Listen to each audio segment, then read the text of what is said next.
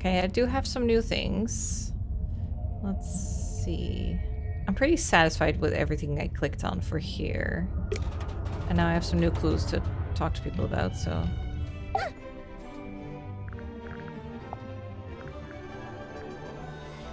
Huh. Oh, I know about this one. The silver snake. What do you know about it? Well, I know it's a big sea serpent that my mom and her best friend fished out of the ocean. Your mother Yeah. found it? Mm-hmm. What happened to it? Did she keep it? For a while. She took care of it, some right? men came and took it away. Oh, Where is it now? I don't know. I didn't know they took it away. Hey, it's that bottle I saw Dr. Zephyr carrying around the submarine. Oh, that's it. Kind of like flowers or something. Weird. What about the thing in the bottle? I don't really want to know what that is. Oh, Sim's fog ball. What's this weird little antenna thing? I Is saw that that. not just part of the design? No, I don't think so. Can we use it? Let's go ask her about it.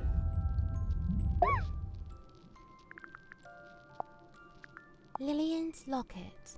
Looks familiar, don't you think? I didn't know I didn't know it had a name. Kindly close the book. I have no desire to look upon it longer. Oh, sure. Here you go. That face! You know what it is? Mine eye but chanced upon it. Nothing more. Isn't the thing that, like, is in her act? Hey, Sim, do you know anything about this? Speaketh soft. Okay? Do you know anything about this? Nay. Oh, my fog ball. Your fog ball? As carved and crafted. You made it? What for? Well, thou mayst use it to speak with Gregory. Sorry, Gregory? Gregory? We never met a Gregory. You wouldn't have.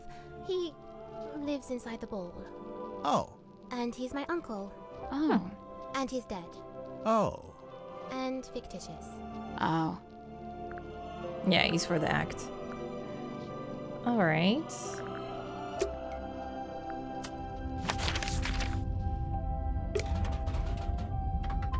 Let's keep going.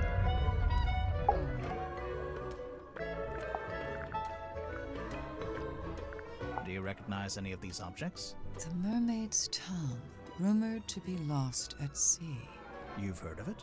Yeah, she saw it, Tadpole? right? Oh, no, not by name. Maybe Zephyr was trying to get hold of it. Yeah, He was. maybe he was. Any idea what Zephyr's keeping in this bottle? Whatever it is, he dumps it into the ocean every single night. Oh, What do you mean? Every evening, he comes by the airlock and empties the bottle into the water tank below. And the water tank leads out into the ocean. Yeah, and then each morning he comes by with the empty bottle and fills it back up again. Why? What's he doing? I've never managed to work it out. weird. That belongs to Sim, I'm pretty sure. It's something to do with her old magic act. You might be right, but we found it in Zephyr's dream chamber. Still? I told him to give all her stuff back. I'll have to have a word with him. Okay, I wish we could interrogate Zephyr about it. He's doing some fishy things. There's some kind of pattern. It almost looks pictorial. Does it mean something? It might do.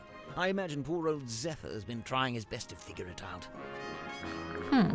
A crystal ball. Oh, how quaint. What's that? What's it for? Oh, you know, the usual. Whispering questions into the great unseen beyond, hoping without hope to get a response. Yep. Alright, last one. Oh no, I haven't visited him. Oh? Oh! Now, where did you find this? Zephyr had it. Did he now?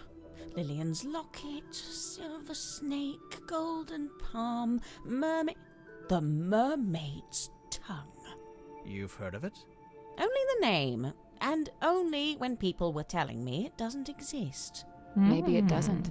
But there's a photo. It's a photo of a drawing. What's it supposed to do, anyway?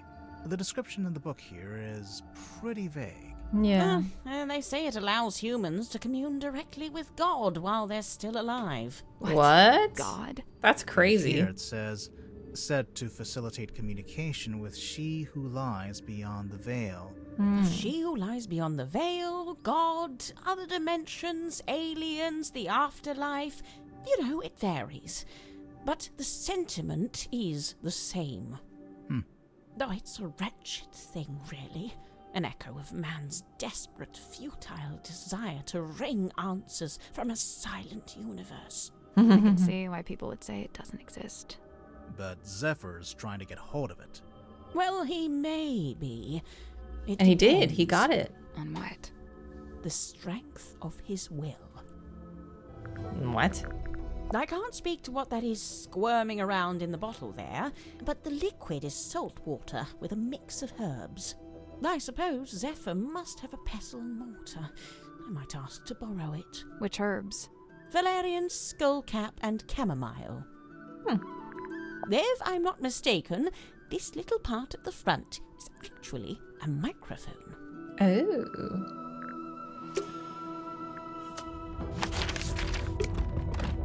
Okay, last people for this. These new clues.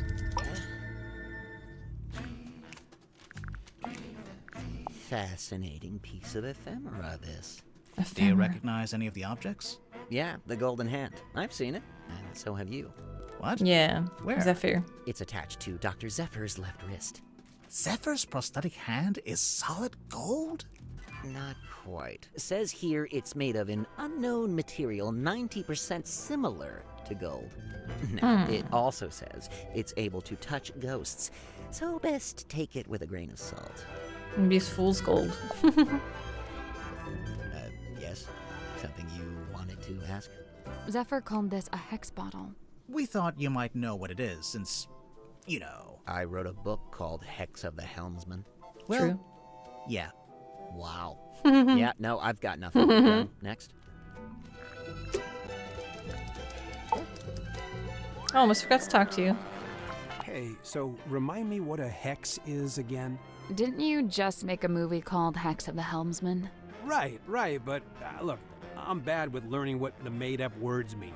It's not a Made made-up up. word. A hex is a magic spell. Kinda like a curse. Or it can mean six, as in hexagon.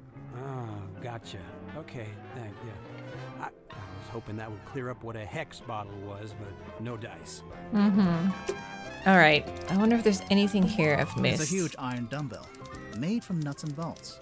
So, you gonna pick it up? Might be a clue. I doubt it. Big, blunt object like that could be a weapon. I'd say it looks pretty suspicious. Worth investigating. I disagree. There was that clue about... Whoa, yeah. It's Worman's typewriter. Whoa, why did that glow like that? Oh my god, the typewriter is a thing? Whoa, Town Hall. There's the logo that's on the box. It is kind of like an F. Gifted to Silkworm on Sea Town Hall, a gesture of unity from Governor Faustus Fellow. Oh, Fellow. To Mayor Damien Dusk. Oh, his dad's the mayor. Whoa, he's not typing anything. There's something suspicious about Cynthia. Hey, I talk to her. finally got something. That took me a bit. There's something strange about this typewriter. Didn't you notice the weird mechanism on the back? Oh, shit. Rotate the 3 inner dials on the and the 3 outer rings into the correct arrangements. Whoa, why is it... Look at the bottom. Oh, so it's whatever this one is pointing to changes that one. So it has to be on this one?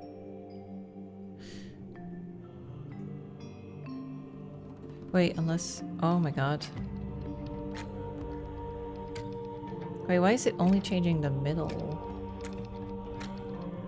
So it all changes the middle. Oh, I'm so confused. What am I doing? Are they all... Oh, they're all identical. The figure around it. The figures, they're all identical. Okay, so I just need to make what I'm seeing there. All right, so I can do not the solid one. I need, oh my god, this is crazy. I don't need the arrows.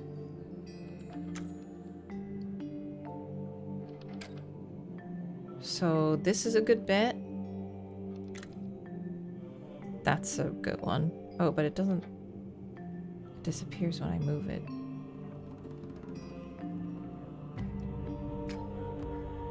I don't know why I can move both. What's the point to that?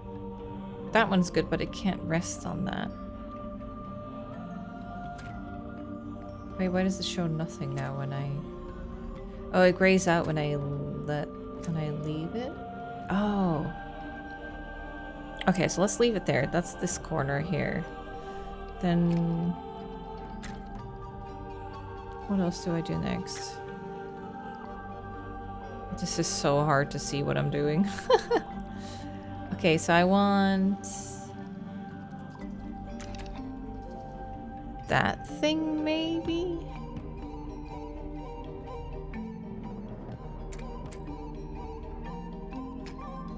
And then this changes the angle of it. Oh, that's good.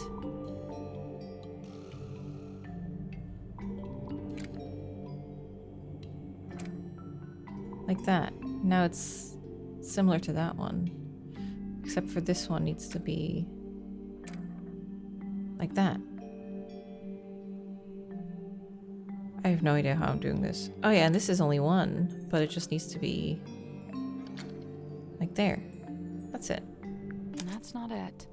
There's 6 different things we can rotate. The solution's something to do with how they... Right. Oh, I see. The circle needs to be up top because it's like rotating. It's like that, and it's rotating clockwise. I see. So this is good, but I just need to be like one higher.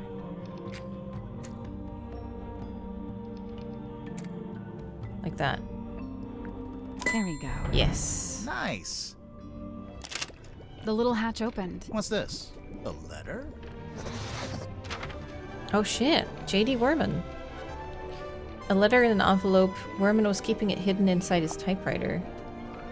Kristen Kill Publishing. Okay. Dear James, I've just finished reading your novel. Indeed, some congratulations are in order, as I've been informed it is turning a tidy profit for you. However, as a fellow writer and fellow resident of Silkworm-on-Sea, I am sorely disappointed in your lack of integrity regarding the socio-historical foundations of your story. As it stands, your narrative is only scratching the surface of the deeper mythos surrounding the cursed helmsman Magnus Mortuga. I know you want to go deeper, so I'm here to help. Inked on the back of the letter are coordinates detailing how, when, and where to find the Mortuga submarine, the mysterious underwater vessel in which Mortuga still resides. Good luck, Ibis. Oh. Suspicion! The captain's legacy. Cynthia, you became captain after Mortuga died? Yep.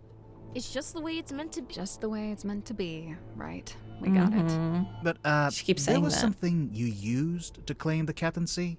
A document? The contract. Correct. Okay, but you have to admit, the wording on this thing is kind of vague. It doesn't actually say, "Hi everyone, Mortuga here. Cynthia gets to be captain if I die." Let's review, shall we? This contract represents an agreement between the two individuals in contention over the ownership and command of the Mortuga submarine. The two individuals. That's you and Mortuga. Indeed. But you're not actually named, by name. If I may continue, for their own safety and privacy, these two people shall only be referred to as Party A and Party B. See, Mortuga was quite a private person. He was just being considerate. You call it considerate. I call it convenient. So Mortuga is Party A. Correct. Previously, Party A has been considered the legal owner of the Mortuga submarine, and thus its rightful commander. He's clearly talking about himself. It's the Mortuga submarine, after all, and he was the commander. However, a recent development has exposed that Party B is in fact the legal owner of this vessel. She Party clearly B. wrote this herself. That's you.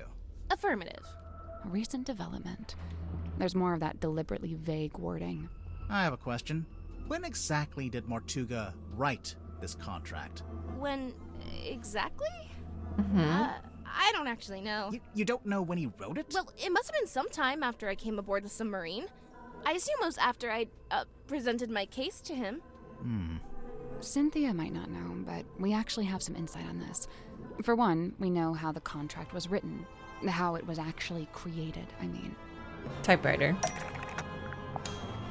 It was typed on Warman's typewriter, so it was made sometime after Warman arrived. And Warman and Dirk arrived after I did, so this gets me off the hook. Try not to sound too relieved. But yeah, this does seem to confirm it. So, my next question is this. When did you sign the contract? A little while ago? Some amount of time? If this conversation gets any more vague, I'm going to cry. Was it a day before the murder? A week? Surely it was at some point before the murder. Otherwise... I think it might be time to make an accusation. Mm-hmm. Okay, Cynthia signed the contract with...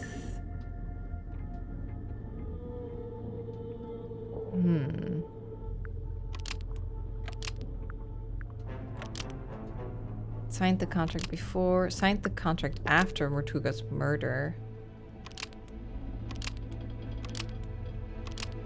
And forged his signature. Cynthia Seafoam signed the contract after Mortuga's murder and forged Mortuga's signature. Such a rude accusation! So rude! I assure you, that is Mortuga's exact signature. Do you have any evidence that it's been forged? Oh. We have anecdotal evidence. Oh wait, no, that's talking. Yeah, let's Oops. do that I again. assure you, that is Mortuga's exact I misunderstood signature. the... Do you have any evidence that it's been forged? I want to show the logs. We have evidence in the form of a clue. Yes. Like, this is different. The captain's log. It's basically a stack of cards, printed out by the submarine's control panel. Each little card has a space for the captain to sign, and the most recent card is signed by you, Cynthia. All the rest are signed by Mortuga. Well, sort of. Yeah, why... Mortuga's signature on the contract. It's a mirror image of and an exact match. It's a longer version of... It's fairly similar to this one.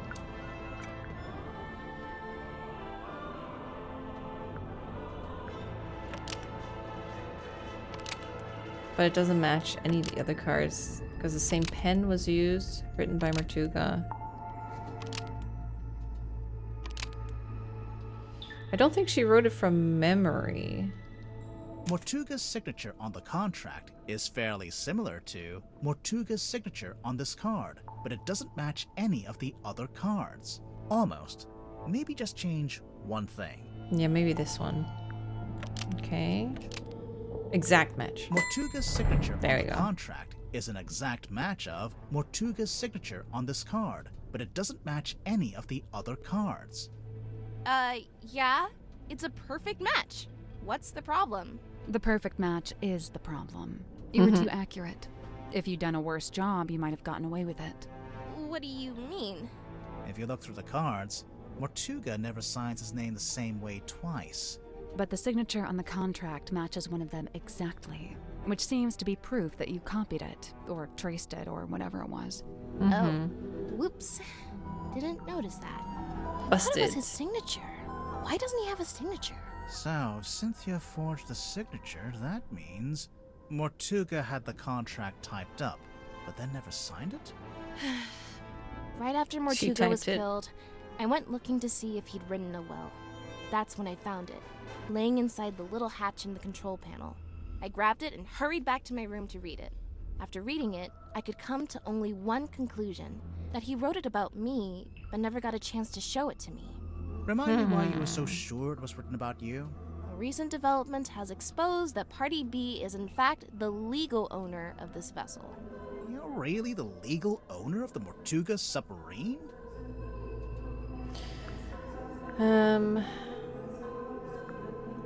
It was originally the Seafoam. It was originally the Seafoam submarine.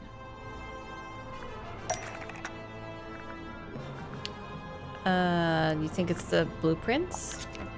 We'll get to that later. Oh. So not the blueprints. Well, there's the thing outside where it's crossed over, but family photo. Okay. Which part shows the submarine? Back. Cynthia's family were constructing the submarine. Seafoam. This was back when it was still being built. The Seafoam submarine was never completed. We got close, and then we stopped. It lay rusting in the shipyard for some time. Mortuga would eventually purchase it from my father. At which point it was altered, completed, and renamed the Mortuga submarine. I see. Altered. Yes. Yeah, the blueprints from my mother's original design. But as I said, that version was never completed. I've been trying to update it to show how the submarine looks now. The design changed a bit after Mortuga bought it. Wait, if Mortuga bought it, then he did own it. It wasn't a legitimate purchase. It wasn't my father's to sell. So, the recent development mentioned in the contract, that was me, informing Mortuga that his ownership of the submarine was based on an illegitimate purchase. My intention was to refund his payment and undo the transaction, placing the submarine back into my ownership. They traded it. I love that. They traded the inn Refund for the submarine. You tried to give him his money back? Not money. Something else. Oh. The deeds to the Stonetop Inn, originally owned by the Stonetop family until it was passed into the ownership of Magnus Mortuga. And then her dad. How do I point it out? There. Oh. The deeds passed from Mortuga to Donovan Drummond, Okay. Cynthia's stepfather. So that's how Mortuga paid for the submarine. He sold his house, basically. I came aboard with the intention of giving the Stonetop Inn back to Mortuga in exchange for my mother's submarine. And that's exactly what I did. But did Mortuga actually accept your offer? When I first made the proposal, he didn't give me an answer either way. He looked at the inn deeds very closely, read the whole thing, front and back. and handed them Oh. back. That's why I was asking about Needed some the time. contract. Before I heard anything else about it, he was killed. Obviously, I thought I'd never find out what his decision was, but then I found the command contract.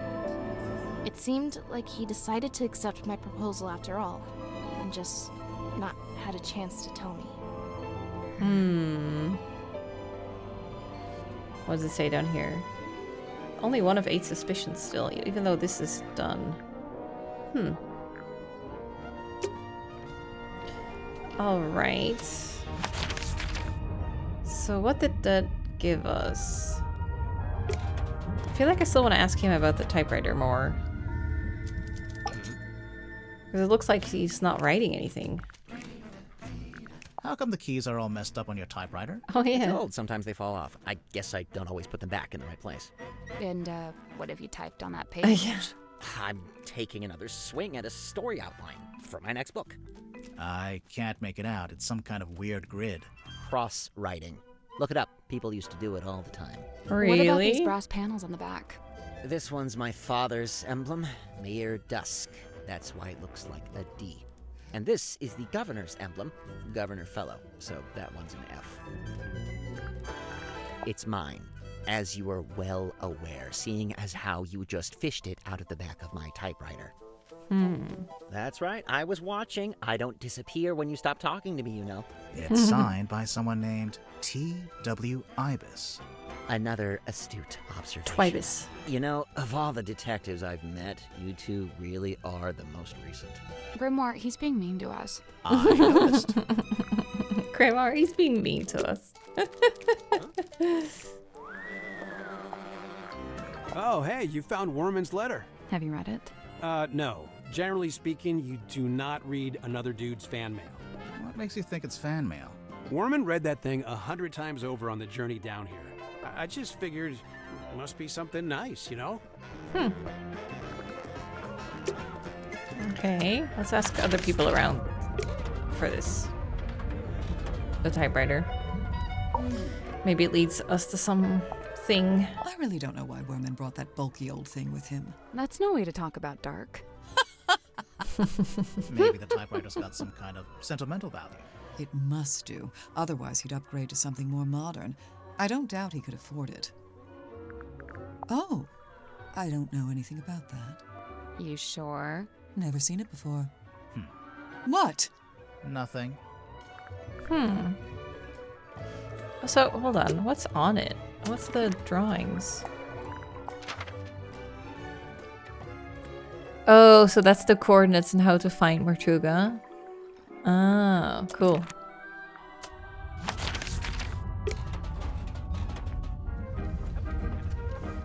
Hey there, I'm back. Worman's still attempting to wrestle his grand opus into existence, is he? I rather thought he'd be done by now. Inked on the back of this letter or code, it's detailing how, when, and where to find the Mortuga submarine. This Ibis person claiming to have information on Mortuga. You know who that is? No, Mortuga never mentioned anyone by that name. Not to me, anyway. Okay. It's a pinboard. Ah, I just remembered. I don't know where suddenly I was like, wait, I tried clicking on this and then they were like, we'll look at this later. Drag the pieces of paper in the correct positions. Oh. Wait, what? Okay, we all have red pins. There's a blue line. She's like blue and yellow. He's more red. I have no idea if that's... I think we need to put them on the... like on those spots. He's also blue. Maybe?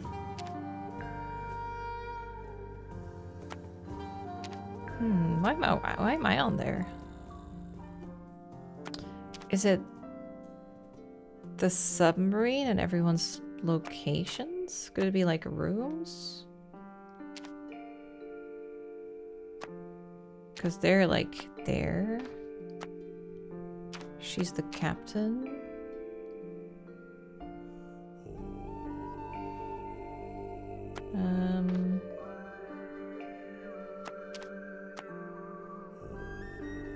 They're together. Yeah, and there's more space here. It must be like rooms. I don't know where we go then, though. I'll have to look at the map again. I'll do this later.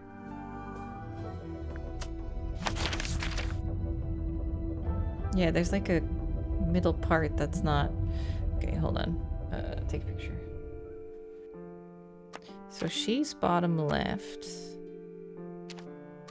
He's next to her. She's here. The girl sim is above her.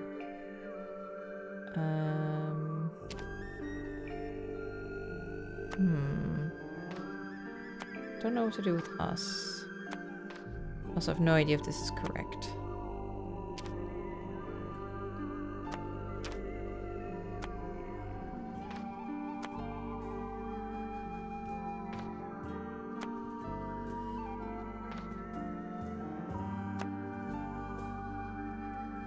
Nope.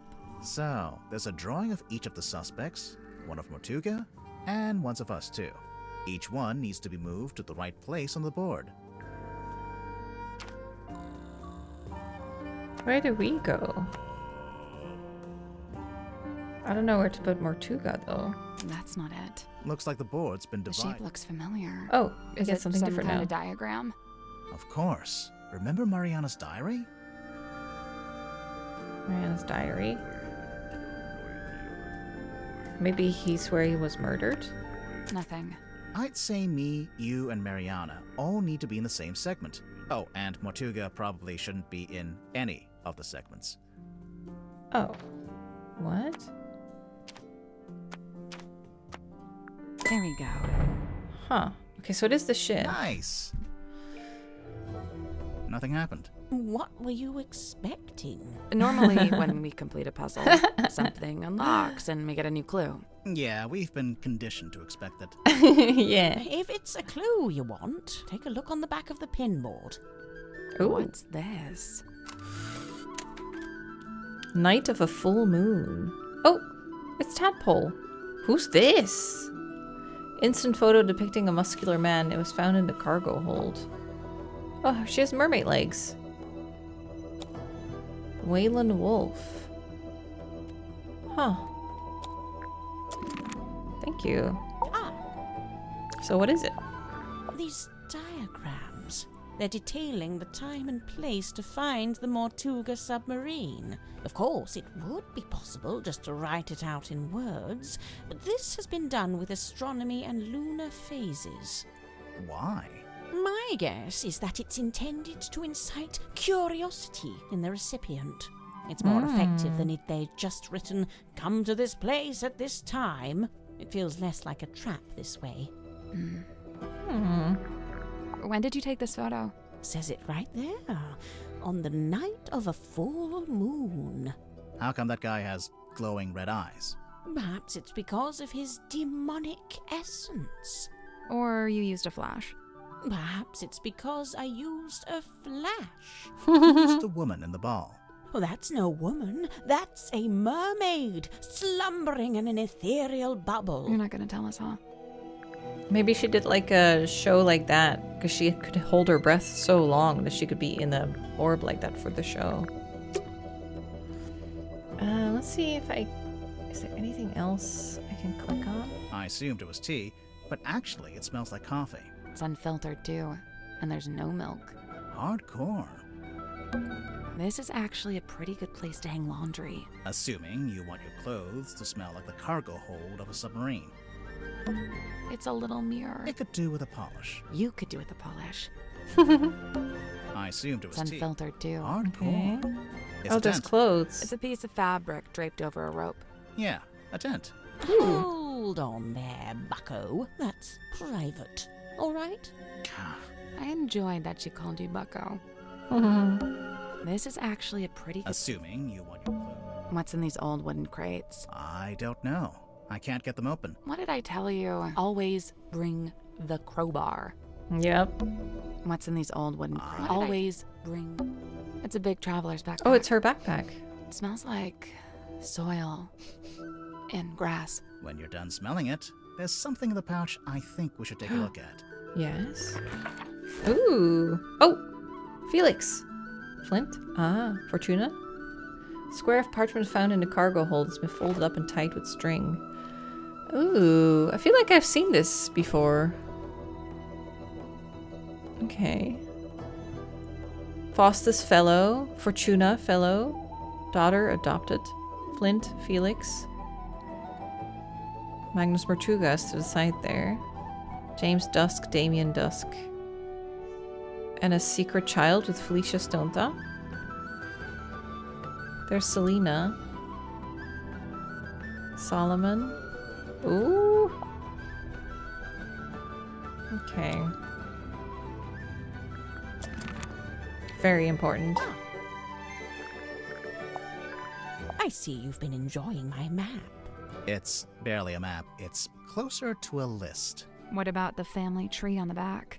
Most of my research into silkworm has been focused on these two family lines, the Fellows and the Stone Tops. Seems like you haven't worked out how Mortuga fits into it. His name is just floating out there by itself. I'm not sure if he does fit into it, to be honest. Mariana, you've got a question mark there. Someone you don't know the name of. Ah, yes. Quite the mystery, A you half see. I'd sibling heard about for I know her James. name. It's Freya. You're welcome. What? Huh. All right.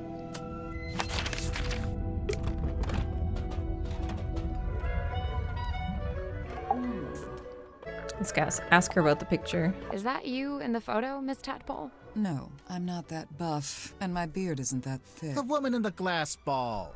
She looks just like you. Except she has long hair. And a mermaid tail. It's a fake tail. I don't wear it anymore. It actually slowed me down. Not that I could Ah. really swim in that little ball anyway. So who's the guy? But just some guy, not important. It was an act. Yeah. Oh, she doesn't tell me anything about it. Silkworm on sea. Let's see. Magnus, Grip, Worman, Cynthia. Oh, and Sim. Those 5 are from the town. Or they lived there for a while at least. You think they all knew each other from before the submarine? Magnus and Grip knew each other, I think. They lived opposite, see? Oh, yeah. Yes. Was there a shiny thing here? Oh, many shiny things. Old glass bottles. Looks like they've all been salvaged from the ocean. Hey, this one has a message inside. How did I definitely clicked on the shelves before. Glass bottle messily sealed with wax. A sheet of paper is rolled up inside. Curse in the cauldron.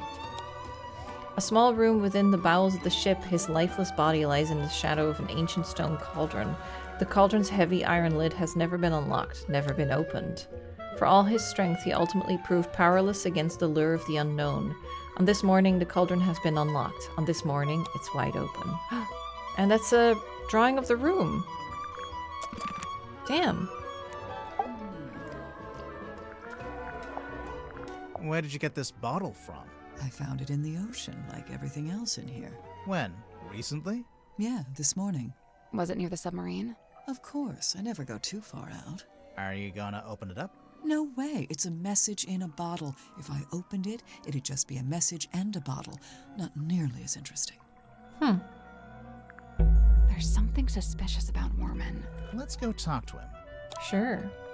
I do kind of want to see what's on that piece of paper. He can read it just fine. But what if there's something on the back? So what, you want to break it open? Maybe, yeah. Hey, I don't go around breaking your stuff. This is also shiny. It's a collection of small mirrors. You know, it might be fun to start a mirror collection. I could really see myself doing that. It's a collection of small You know, mirrors. I Okay. could re- I guess not everything is an important hint. But let's go talk to Worman.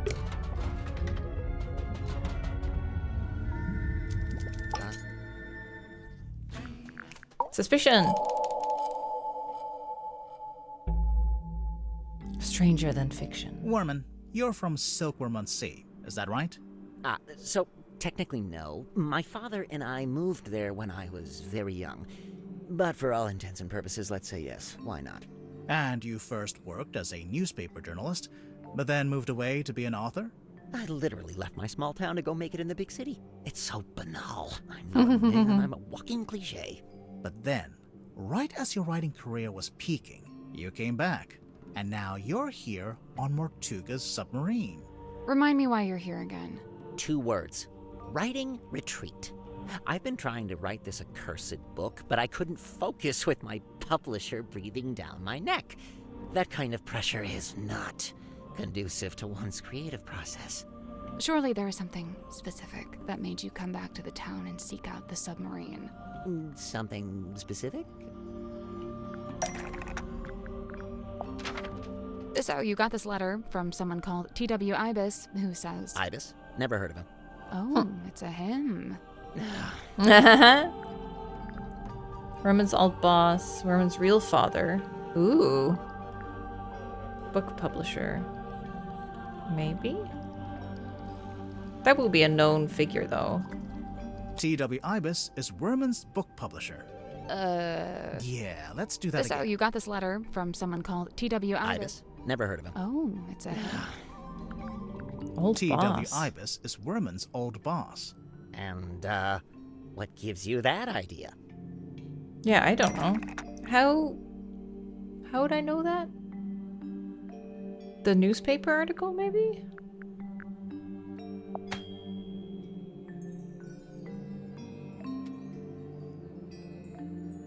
Ah, the editor. T.W. Ibis. There it is. Ah, I didn't know that.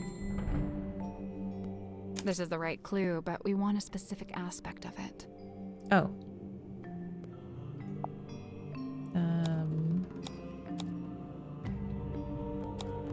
There. Oh, look at you guys doing a little investigative journalism of your own, huh? So this Ibis guy, this is someone you really looked up to, like a mentor. Steady now. He was just my boss. Let's not get all schmaltzy with this. Schmaltzy. Do we have evidence to suggest Werman looked up to Ibis or would value his opinion? Ooh. Other than the letter that he read 1,000,000 times?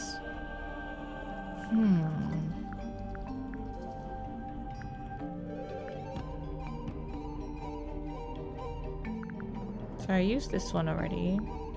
Maybe it says dedicated to or something? Ah, for T.W. Ibis, yep. For T.W. Ibis, who imparted upon me what it is to love the art of I'm aware of what it says, all right? Can we just settle down? Guys, there's something bothering me. The letter has a diagram on the back showing you how, when, and where to find the Mortuga submarine. Of course. How else do you think I managed to find it? Magnus Mortuga's submarine is the stuff of urban myth. It's not exactly public knowledge. But that's my problem. How would Ibis know about it? Yeah, the exact He's not on board, is he? locations. No, and as far as I know, he never was. He's not even living in the town anymore. But then how... Yeah, no, I have no idea. FYI, I've officially decided not to worry about it. Maybe it's someone posing as Looking at the Ibis? actual letter, he first insults your integrity as an author, and then presents a solution, basically offering you the chance to get onto the submarine and find Mortuga yourself. A chance to meet Mortuga. So that's what convinced you to come back here.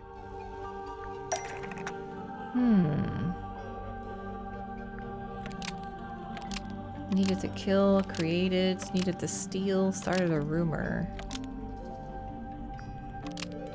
For a newspaper article for the book. Well, yeah.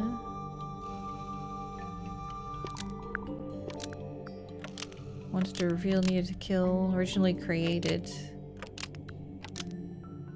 Werman needed to steal Mortuga's real-life story to use as the plot for his next book. J.D. Worman Hair needed to routine. steal Mortuga's real-life story to use as the plot for his next book. I noticed you went straight for my sense of self-worth there. The main character of your book, Marcus Mordoom, he's based on Mortuga, isn't he? Loosely inspired by. That's an important legal distinction. And Sure. you're currently in the process of writing a sequel. I've said as much. And how's that going? Look, I don't plan on stealing Mortuga's real-life story any more than I have already. I assure you, I am working on my own book, on my own terms, with my own ideas. But you came back to... Other than the fact that I happen to be on his submarine, do you have any evidence that I'm stealing Mortuga's real story for my next book? Huh. What evidence is there that Werman might be planning his next book around Mortuga's real-life story?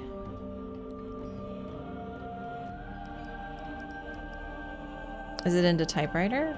But we can't read what he's written.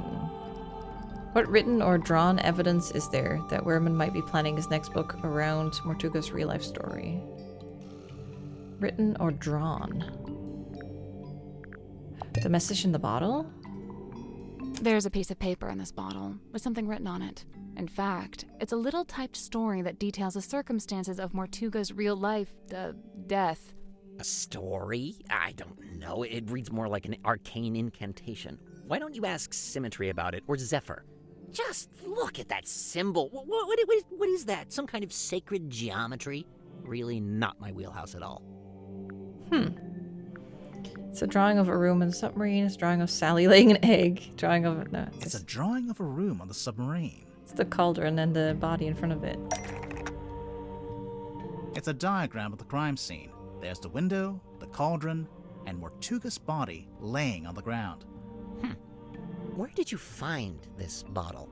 Madame Tadpole had it. She found it floating in the ocean. Sealed in a bottle and found in the ocean, but you think I typed it. What evidence is there to suggest Werman typed the message in the bottle?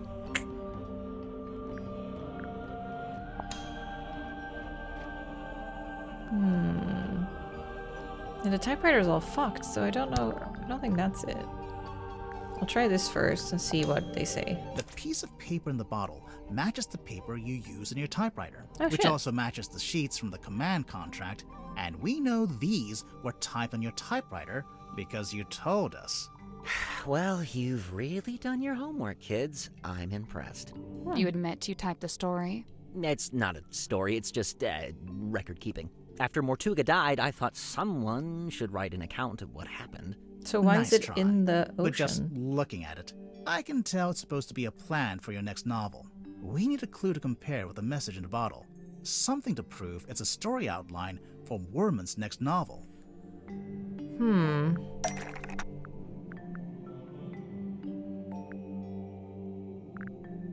Outlines for something what else that he's written?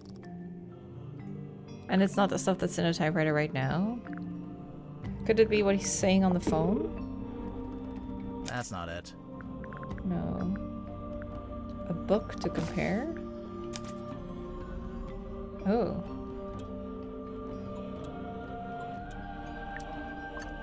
The Curse in the Cauldron rhymes with? Hex of the Helmsman?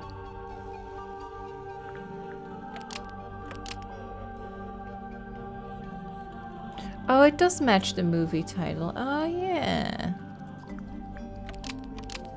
It's drawn in the same style as the Hex of the Helmsman title because it matches the movie logo. The Curse in the Cauldron title is drawn in the same style as the Hex of the Helmsman title because it matches the movie logo. Almost. Maybe just change one thing. The Curse in the Cauldron There you go. title is drawn in the same style as the Hex of the Helmsman title because it's a plan for the next book.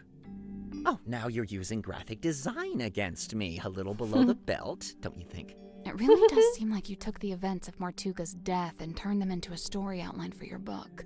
Yeah, all right, don't lecture me. I'm not exactly proud of it. I'm fully aware that this is, murky moral ground. Why was it in a bottle in the ocean? As soon as I typed it, I regretted it. Stealing Mortuga's story all over again? For what? Just some book? I wanted to destroy it, but I couldn't bring myself to do it. So instead, I sealed it in a bottle and threw it into the ocean. It goes without saying that I never expected it to make its way back onto the submarine. Yeah. So what are you going to do now? You know what I'd like to do? Give up. Call my publisher, tell her I tried, but I quit. I'm not going to write the book. Why don't you? It's just not that simple. There's a lot of money riding on this, people's jobs. Throwing in the towel now would be pretty selfish. And you already tried coming up with your own ideas for the story? Tried and failed. Repeatedly. I've come to the conclusion that I must have just got lucky the first time and that I'm not actually any good at this. That's sad. It's funny, I'd already decided that Mordoom was going to be killed off. That was the one idea I'd actually had. But I couldn't think of an interesting way for him to go. What's the hook? What's the setup? And then Magnus Mortuga is killed. Tragic, obviously, but at the same time, it was perfect. The locked room, the empty cauldron. I couldn't resist it. How do you know it's empty? It's empty now, but... Wait, Mormon, I had a question. Another one? You'd not met Mortuga before you arrived here in the submarine, is that right? Yeah, never met him. That's why the offer in the letter was so tempting. Right. But then where'd you get the information about him to inspire your first book? The first one? Oh, I just asked my father. Your father knew Mortuga? You never mentioned that. He didn't, but they had a mutual friend. Okay. Well, that's them done. I just was clicking through the suspects a bit more, and I realized that you can, like, check everything about their character, if you've asked them enough, when they came onto the ship, which is cool, what people have said about them, and then whether you can investigate yet or not. So for this, for Dr. Zephyr, I don't have all of the clues yet. So that's interesting. But I mean, it kind of tells me when I can investigate someone, so... like, I know I don't have everything yet. Okay, I need to hunt through a couple of these places a bit more. So I'm trying to think of, like, which places I might not have. There's a metal sculpture. Better not touch it. Probably a load-bearing serpent. Oh, examine a town square statue, mess hall statue. Oh, I thought I definitely clicked on this guy, but It's a apparently big not. metal statue. I opened the cabinet and found this. Yeah. See, I definitely clicked on that. Okay. To me, that's the same part of the same thing, but yeah, looking if there's anything I haven't clicked on yet. See if I can find any new clues. No, I'm sure I've clicked on these things. I'm looking for shiny things as well. Let's go back here. Anything here shiny? I feel like there's not much to click on in here. So I've been through that one a bit better. Maybe the bilge. Although I got this and this out of it, which is good. So, the bilge collects excess water, Sure. meaning water is getting into the submarine from the outside? Best not to think about it. The light is coming through an open drain in the ceiling. A drain in the floor of the room above, you mean? Literally the same thing. Yeah, what room is that then? Where is that drain? Oh, there's the drain. It's the drain. Wasn't it? Hey, it's open. Wasn't it closed Yeah, before? we pulled that switch down in the bilge, remember? Ah, I see. And then the blood's going down there.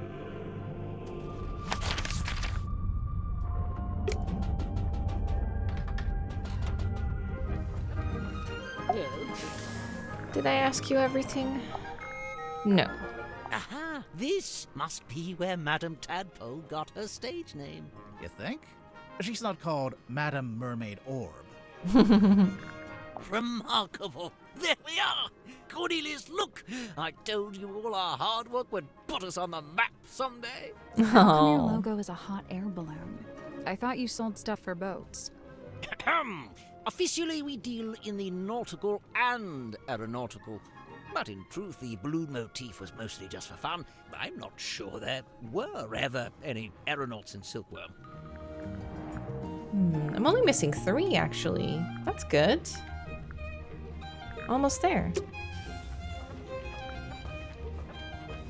What am I missing, though? Sail on now. Can I buy something with my wages? We don't get paid until we solve the mystery. What if we don't solve it?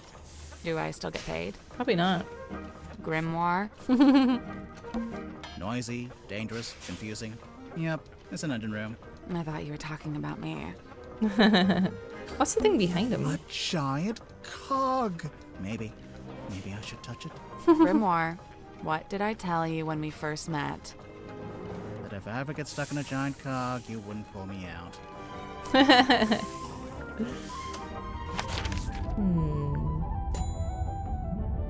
Oh, I didn't know I could do that. Let's explore the airlock grotto. What's that? Is it hers? It is. Oh, okay. So I'm missing something here.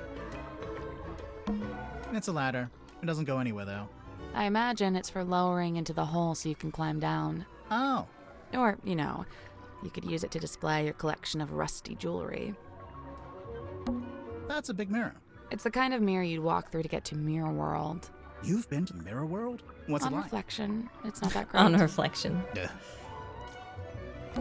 It's a diving helmet. One of those old, heavy ones. You think it's a safe? Nah, looks pretty dangerous. A safe. Oh, Hmm? Oh. Oh my god. Drag the diving helmet to rotate it. Tap on the dials to rotate them. For what purpose? Can I move them all? Trying to see if there's one that doesn't move, maybe. No, they all move. Where's that one up top go to? So this one goes here, goes 2 ways. Okay. They have different icons on them, so I'm assuming they have to match up. So like this diamond shape matches this diamond shape. Matches this plus. Matches this triangle. Matches that plus. Matches this triangle. That's that branch done. Okay, what about this branch? This one doesn't have a triangle, but it has this diamond. Drop. Oh, now I'm in a pickle. I see. Can I do a circle? No. I can do plus. I can do triangle. That's it. Maybe try that. Yeah, that works for that one. Okay, let's try this triangle then. To a drop. Okay, that works. Yes, that should be it. oh, that was it. Nice Nice. What's inside? A rugged, bloodstained pocketbook. It was hidden in the airlock. Bloodstained. Oh my god. What is a lock on it? Hmm.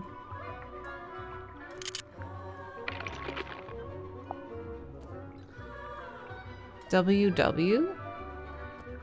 Or a Majora's Mask?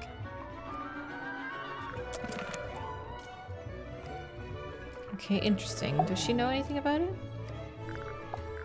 Hands off. It's mine. What's this symbol on the front? Looks like someone scratched it in with a claw or something. None of your business. How do you get it open? You don't. You don't know the code? Oh, I know it. But you don't. Is it your phone number? Your birthday? Name of your childhood pet? Sally, Ooh. it's a number. Oh, yeah. Birthday might be good. Is it on her license? Hey, where did you, Does this belong to you? Oh, I didn't mean to do that. I forgot I was still in her menu. Tadpole Oh, didn't give us the code for the pocketbook. I noticed. So what now? Maybe someone else will know it. Yeah, I doubt it. How about this? If we ask everyone and nobody knows it, we can break it open. well, she seemed to know it, but she doesn't want to give it. I knew that would cheer you up. Okay. Well, in that case, we take it around. He's so cute. Who does this belong to? Wilfred Winterbottom? What's that? Winterbottom? Oh, then no. Okay, he doesn't know it. Let's go up to the guys. I'm sure he has no idea. What's that? It belongs to Madame Tadpole, but it's locked. Oh, a combination lock. Let me try. Yep, got it. How did you know the code? Wait, Easy. what? It was her birthday. Huh. Right, he knew everyone's birthdays. Well, shit. Here I was saying, like, there's no way he'll know it. Whoa, it's memorabilia. It's actually a shallow box with a number of objects kept inside. The inside of the box smells of cigar smoke and alcohol. Tanya, professional swimmer, currently traveling, looking for work. We'll have to think of an angle, but I think it'll work. She's tough, doesn't complain. Could be a keeper. Moon, caught her snooping, taking photos. Said she's on the trail of a werewolf. She's a pain in the neck, but she's a natural storyteller. Might be able to put her to use. With a number. Her theater's seen better days for Tuna, but still the best spot in town to set up. I tried to cut a deal, but she's being tight-fisted. Might be a problem. Hopefully not for her sake. No number for Tanya, though. So who made that?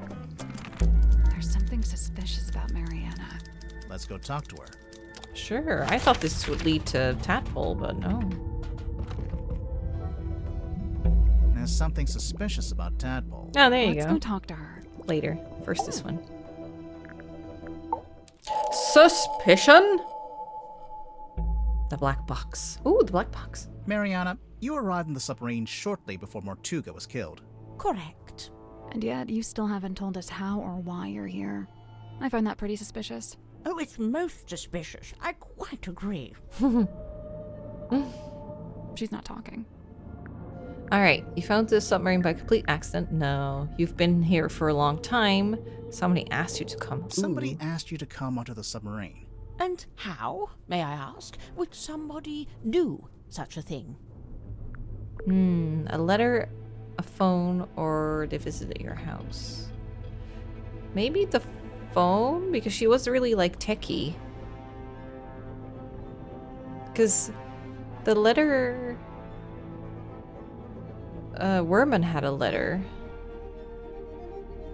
Unless that's the same letter. They sent you a letter. On No. second thought, Somebody asked you to come onto the And how, may I ask? they called your phone. A phone, you say? Well, not me. Oh, no. I'm no good with technology. Yes, Huh. you are. I'm not sure that's entirely true, is it?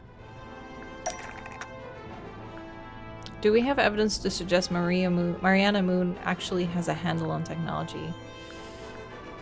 I remember that she was all over the phone. I'm pretty sure we'll circle around to that later. Okay, so that's for later. Oh, the wooden pipe. It didn't escape our notice that your pipe is a fairly sophisticated dictaphone. I'm pretty sure that counts as technology. A dictaphone, yes, but not a telephone. But you do have a phone. Or at least you did at one point. Do we have evidence to suggest Mariana Moon had a telephone at some point in time? Yes, the thing we just opened, the book. There's a phone number on it.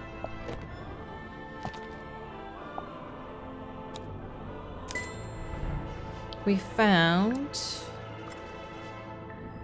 the photo of Moon, which includes a phone number.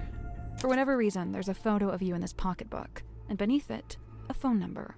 I assume it's your number. Of course it is. But you... Are you watching? I'm only going to show you this once. Ready? Moon phone. Moon Had it phone. custom made. Can we look? No, you can't look at it. The battery's perished. I haven't used it in several days.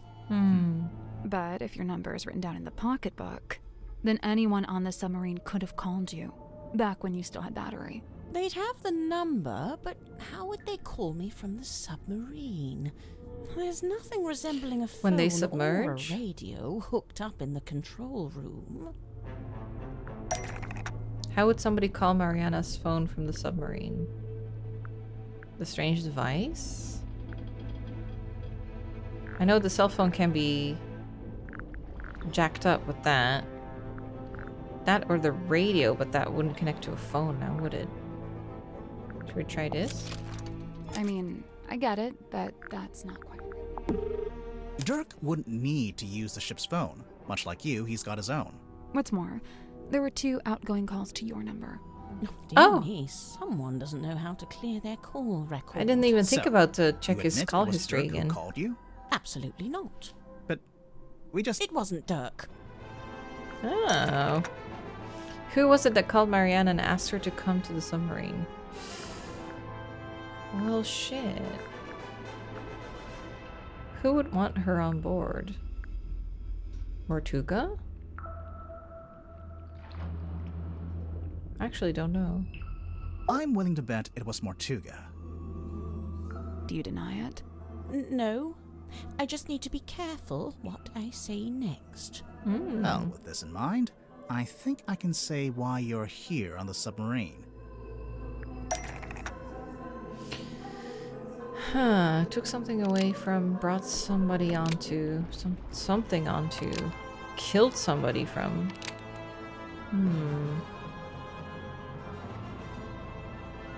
The actual moon, the submarine. To pay off a debt as a joke to frame someone.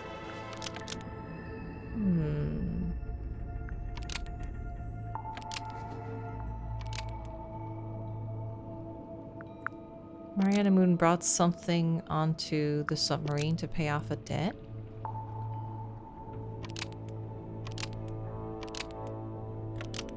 Something to give Mortuga. If he asked her to come on board. Mariana Moon brought something onto the submarine to give to Mortuga. You brought something onto the submarine. He needed What something. was it, Mariana? I can't say. I made a deal with Mortuga, and I intend to stick to it. I can't talk about any of this. What was it that Mariana brought onto the submarine to give to Mortuga? Oh, the black box.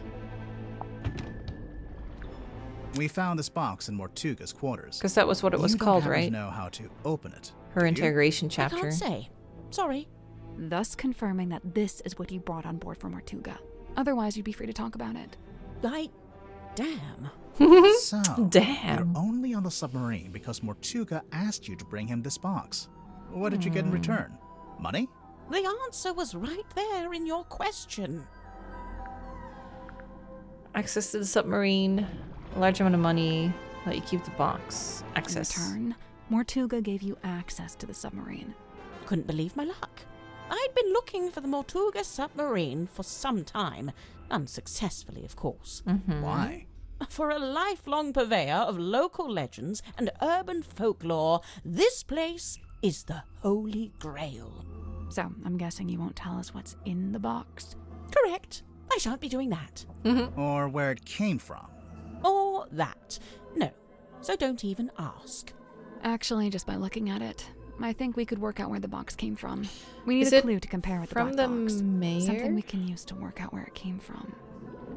Because of the F? Isn't the same logo on the typewriter?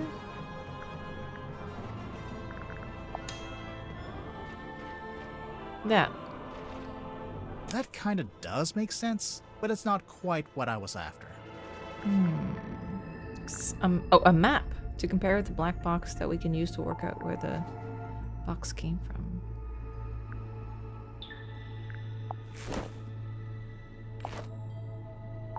There. Same thing, really. The F emblem is the mirror image of this F emblem, suggesting the box belongs to Fellow Manor. Yeah. It's the same as. This F emblem is the same as this F emblem, suggesting the box is from Fellow Manor. That's what I get for diligently labeling my map, I see. Lovely. Wait, so Mortuga called you up and asked you to get this box from Fellow Manor. What did he... No, he didn't mention the box. Then what? He did ask me to go to Fellow Manor, but what he wanted was information. Oh? Wait, why couldn't he go himself? An excellent question. I'm still pondering that one myself. So what kind of information did he ask you to get? Can't tell you. Sorry. But the information Mortuga wanted, whatever it was in the box. I believe so. How would you know? Did you open it? She must have done.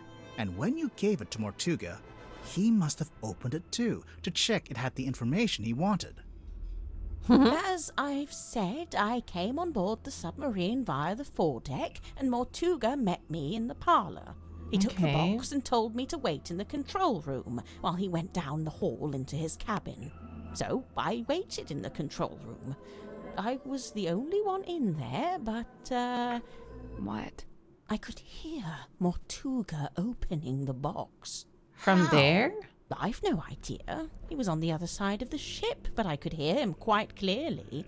Although it was quite a thin sound, rather like it was coming through a telephone. Oh, the radio. Wonder. It must be the radio. We found this radio hidden in Mortuga's cabin. It's kind of busted. It seems to be turning on and off by itself. So the radio was picking up the audio of Mortuga opening the There box. must be a matching radio in and the control transmitting it to the room. control room? When I heard the sound, I did initially think it was coming from the control panel, but as I mentioned, it doesn't have any kind of radio. So, it's still a mystery. Did you record the sound on your little pipe dictaphone? Of course. You did? But we listened through all the tracks on the tape and didn't hear anything like that. Oh, really? I'm quite sure I made a recording of it. Hang on. What kind of sound are we even talking about? The sound of someone opening a box? Mariana, Like a how click? would you even know what you were A hearing? hinge? Oh, that's simple. It's because he was talking to someone while he opened it. What? Oh. I don't know. I could only hear Mortuga's voice. But he was definitely having a conversation. Was he talking to himself? I suppose it's possible. What was he saying? I don't really remember. But Ugh. Thanks a lot. This has been frustrating from start to finish. My pleasure. Alrighty. And then there was Zephyr, I think, that we had a suspicion about. Or was it? No, it was Tapple. The big icon on her as well. Let's talk. Keeping secrets. Tadpole, what would you say your relationship with Mortuga was like? We got on great. Where's this going? Did you ever disagree with him? Argue with him? Nope. Let's get to the point, Do we have evidence of Tapple having a disagreement with Mortuga? Yes. The dictaphone. I think. I'm sorry, Tanya. Yeah. I'm sorry, Tanya. I cannot. But why? I cannot. I've told you before. No, you haven't. All you've ever told me is that I'd like to request that you return to your room. I have something I must attend to. Someone sneaking around recording me with a dictaphone? Seems like it. It may have been recorded without permission, but it's still a record of a conversation. Oh, is you that when he had was opening with the box Mortuga. then? It sounds like you're trying to get something from him. Some kind of object he was keeping from you? An object? Nope. So then what were you talking about? I don't want to tell you. You'll take it the wrong way. It's just, you were seen rummaging through Mortuga's bookcase. The one in this cabin. Someone sneaking around watching me rummage through bookcases? I thought maybe you were looking for this. The box? Nope. No? What was she looking for then? The book? She was... Maybe she actually grabbed it, yeah, in a bookcase. Ah, nope. That all you got? I mean, it would neatly explain what that argument was about. Not an argument. And obviously I noticed that there's a dried blood stain on the front of the book. Nosebleed. Very common among divers. Oh, really? I assumed it was Mortuga's book because of the MM initials. Nope, it's nothing to do with him. It's just some old book. It's not important. Now that's not quite true, is it? It's not even a book. It's not even a book. It opens up into a little box. Mental note. Don't tell your birth date to Dirk Dansom. Well, even if you didn't take the book from Mortuga, there's something in there I wanted to ask you about.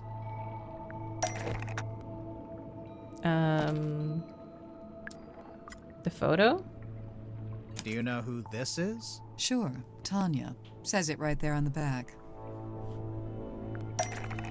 Someone named Tanya with long brown hair. Her diver's license? Yeah. We heard you used to be a rescue diver.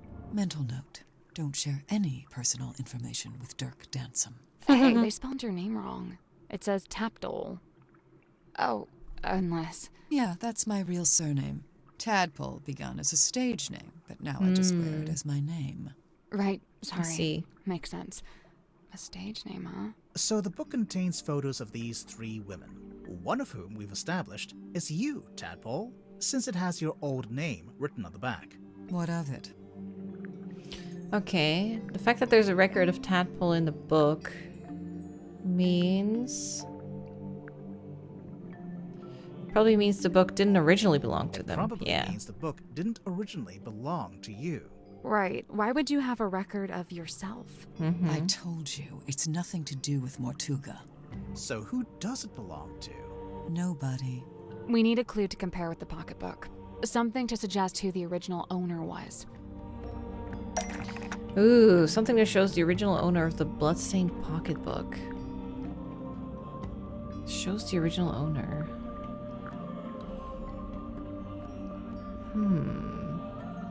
There's a cigar in there.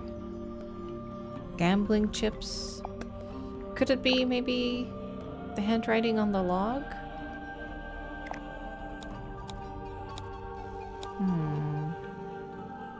The cigar, though. Maybe a Zephyr? I don't think I have any handwriting of his, though. Yeah, I'll try the captain's log. That's not right. Nope. Photograph that shows the original owner of the pocketbook. A photograph? There's no book here, though. What other pictures do I have?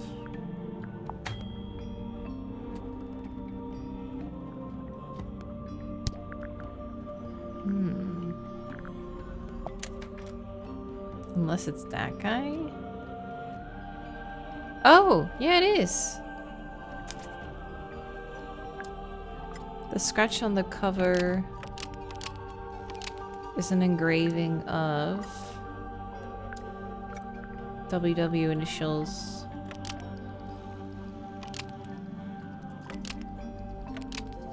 Waylon Wolf. The scratch on the cover is an engraving of the WW initials because it was made by Waylon Wolf. So the man in this photo, Waylon Wolf, we think was the head of some kind of traveling show. A group that you, Tadpole, so he's used looking to for be a member talent. of. Hey, look at that. I'm actually impressed. Presumably, the pocketbook is where he kept records of the various people he had dealings with. Tanya Tadpole, Mariana Moon, Baroness Fortuna. The first two we know about. But what about Fortuna? What does she have to do with Wolf? Context for Baroness Fortuna. We do on the back of this. Oh no, the other one. The poster. That one. There she is. Baroness Fortuna owns the Fortuna Hall Theater in Silkworm on Sea. We actually passed it on the way to the Stonetop Inn. It's all boarded up now. Perhaps Wolf's traveling performers came through Silkworm on Sea at one point, and perhaps some of them never left. It might be why Madame Tadpole's in this part of the world in the first place. So, if the pocketbook originally belonged to Waylon Wolf, Tadpole, how did you end up with it? I took it from him. I assure you, he doesn't need it anymore. Is he dead? So, it really doesn't have anything to do with Mortuga. But in that case, what was that argument about? And what Not was an it doing in argument. his office? Come on, give it up. Just let me take it. I'm sorry, Tanya. I cannot. But why'd you even need to? I've told you before. No, you haven't. All you've ever told me is that you're... Right, fine, I'll tell you. But you better not get all excited. A little I was bit. trying to convince him to leave the submarine and give up the captaincy to me. What? Not because I wanted to be captain, but because I could tell Magnus didn't. I believe his tenure on board the submarine was some kind of self-imposed punishment. But I thought maybe he'd suffered enough. Maybe he deserved another shot At what? at whatever it is he actually wanted. Huh. Okay.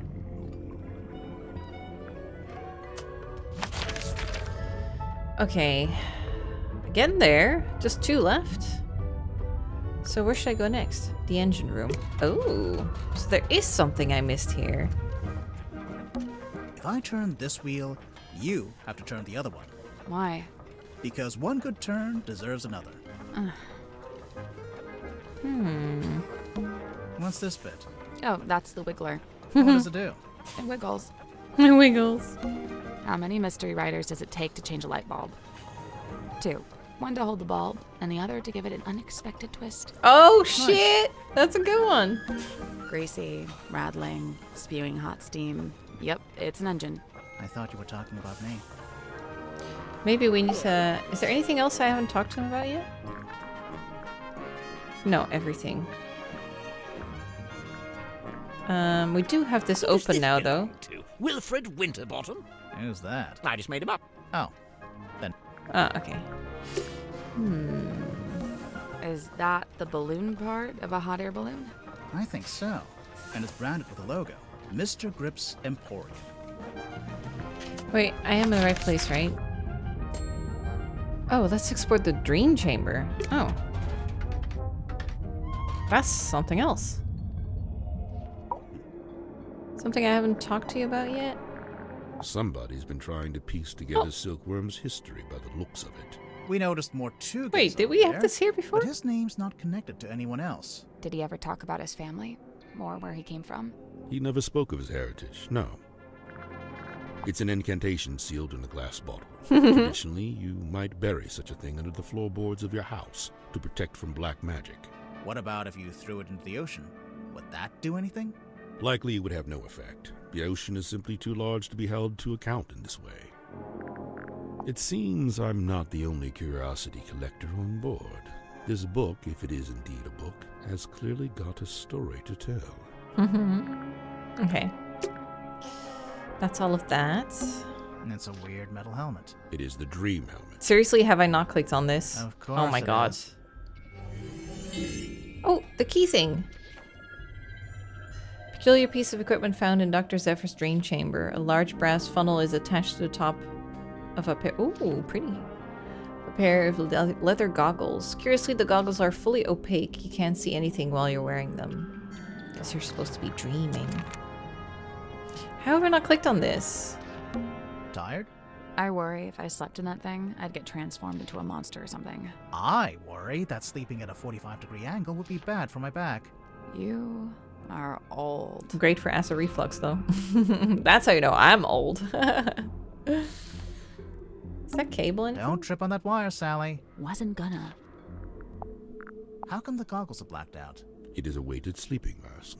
To induce REM sleep? Correct. What's REM sleep? That's a kind Dream of sleep time. you dream. Aha. So what's the big funnel on top? It is an energy filter. So it filters the dreams as they come out of your head? The opposite. It filters the dreams on their way into your head? Correct. Oh yeah, dreams are transmissions from another dimension. I forgot. But what's the point of filtering them? What does it do? To study the transmission, it is first necessary think he to sleeps change in the it? format of the energy signature. Oh, like when you change a WAV to an MP3. This is a syntax with which I am not familiar. There's something suspicious about Zephyr. Man, I just needed to look at the helmet. That's crazy. The Dream Doctor. Start. Zephyr, can you tell us more about the work you do as a dream doctor? I'm looking for specifics here. I've told you all I think you could understand. To be blunt, it's not a line of inquiry that should concern you.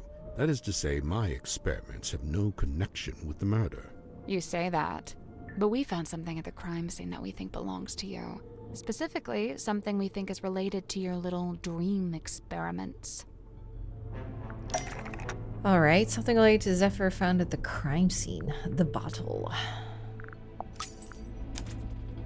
That has nothing to do with my research. Oh, what makes yeah? you so sure it even belongs to me? It's to help you sleep. The smell. According to Mariana Moon, the liquid from the bottle is seawater mixed with 3 particular herbs. Was it Mariana lavender? Moon's sense of smell knows Valerian? no bounds, but I fail to see how this information connects it to me. The smell of that moon vial liquid is connected to Zephyr in some way. The smell of it. The hex bottle? The liquid in your hex bottle has the Smell the exact flowers, same right? 4 ingredients. Irrelevant. The X bottle isn't anything to do with my dream experiments either. So what is it? What's in the bottle? Okay, larger than was fed to is actually just contains is related to. The mouse? A moon vial is actually just. It's fake, it was stolen, it's asleep. Oh, it's a sea creature. That's why he lets it out and then scoops it up again. The hex bottle is actually just a sea creature, and it's asleep. Almost. Maybe just change one thing. But it was stolen. Contains? The hex bottle contains a sea creature, and it's asleep. Ah, that's why he goes Sea to creature? dump it in the ocean every day and picks it up again. An octopus. Kidding, obviously. Now for the A actual sea answer. creature? What's a hexapus or a sextapus? A hexapus. It's not called a hex bottle because there's a magic spell inside. It's called a hex bottle because there's a sleeping hexapus inside. The fuck is a hexapus? His name is An Hex. octopus with 6 I've had him since I legs? was a young boy. Not to be rude, but that must have been quite some time ago. A normal octopus would live only a couple years, wouldn't it? Hex is a singular specimen with a number of special properties. Do you ever let him out of that little bottle? Of course I do. Hex swims freely in the ocean at night, and during the day And it's he his returns pet. to me and sleeps in the bottle. Oh. So he's asleep right now. Someone said he was knew it hiding a related pet. to your dream experiments. Who said anything about dreams? Nobody. But just looking at him, I think I know one of Hex's special properties, and it would explain why you'd be interested in the first place. Whoa, what are we looking at? Which part shows why the hex bottle is relevant to Zephyr's dream research? The funnel is a film projection. The image of his dreams is from a photograph. Maybe dream? I'm not sure. This is the right clue, but let's be specific. Photograph? This is the right clue, but we want a specific aspect of it. Oh, okay, so it's not the funnel. The pattern on Hex's skin? Pure subconscious projection, unmarred by the insecurities of the waking mind. That's pretty cool. Sure. I can see why you became a dream scientist. So the hex bottle was the original, and then you made the dream helmet more recently. They are two distinct objects. There is no such connection. No.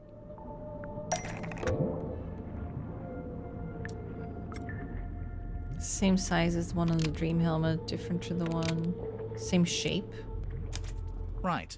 The dream helmet's clearly just a scaled-up version of the hex bottle, specifically scaled up to human size. Who was Zephyr using the dream helmet on? Silk Nuts? That's not right. No? They were working together. Surely it was a friend of Zephyr's and someone with a troubled psyche. We heard Martuga was experiencing a particular recurring dream. I think he was your test subject.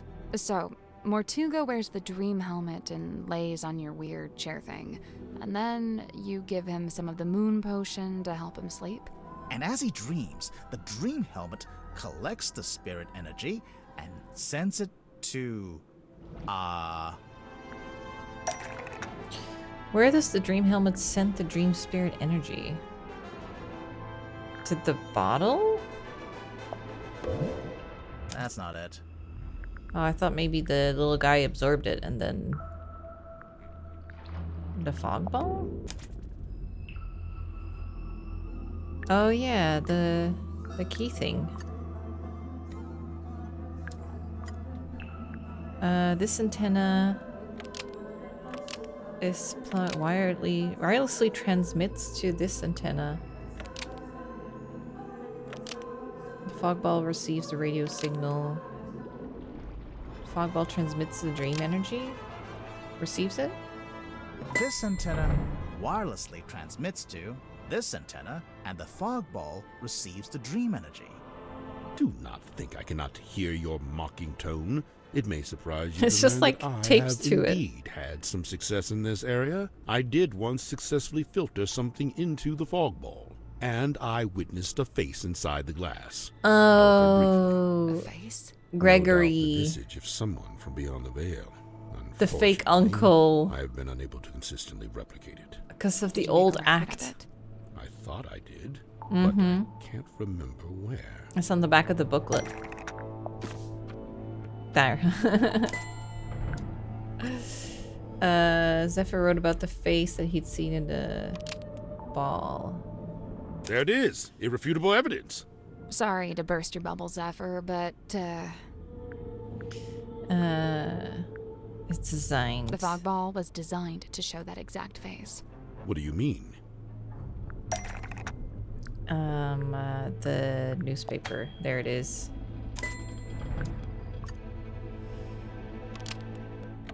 The fog ball appears in the illusionist photo, and it's displaying the same face Zephyr saw. What's the connection? What causes the face to appear? Symmetry made it. I don't know if it's temperature, voice, smell, voice? A certain voice. The fog ball's designed to show the face when it hears Sim's voice. That's how the original trick worked anyway. See how in the photograph she's talking to it through the telephone? I demand that we test this theory. Send for symmetry at once. Wait, you don't have to. We have a recording. Which part has Symmetry's voice? Hey, listen. Stargazing girl. We have a recording of Sim's voice right here. The stargazing girl stares into the ink-black void. Upon her trembling lips. Oh, there he is! I don't say this to be cruel, but it seems like your dream experiments are, inconclusive. I'm just glad to have some clarity about what they actually are. And as far as I can tell, it all seems pretty harmless. Right, and the moon potion. As you said, merely an herbal tincture. But then why was it found at the crime scene? That I do not know. Yeah, and did he take it Do you with know him? if Mortuga had any on him? Did he ever borrow a bottle from you? It's a possibility. Do we have evidence to suggest Mortuga took one of Zephyr's moon vials? Oh god. What evidence would that be? Oh! He used the liquid.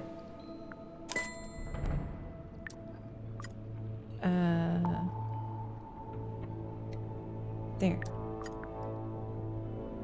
If Mortuga had the dropper, I'm assuming he had the rest of the moon vial somewhere nearby. Curious. Where exactly did you find this? In his It was office. on his desk, in the captain's cabin. And yet, the moon vial was discovered at the scene of the crime. Yes. 1 floor below. Maybe he was on his way to return it? Got distracted?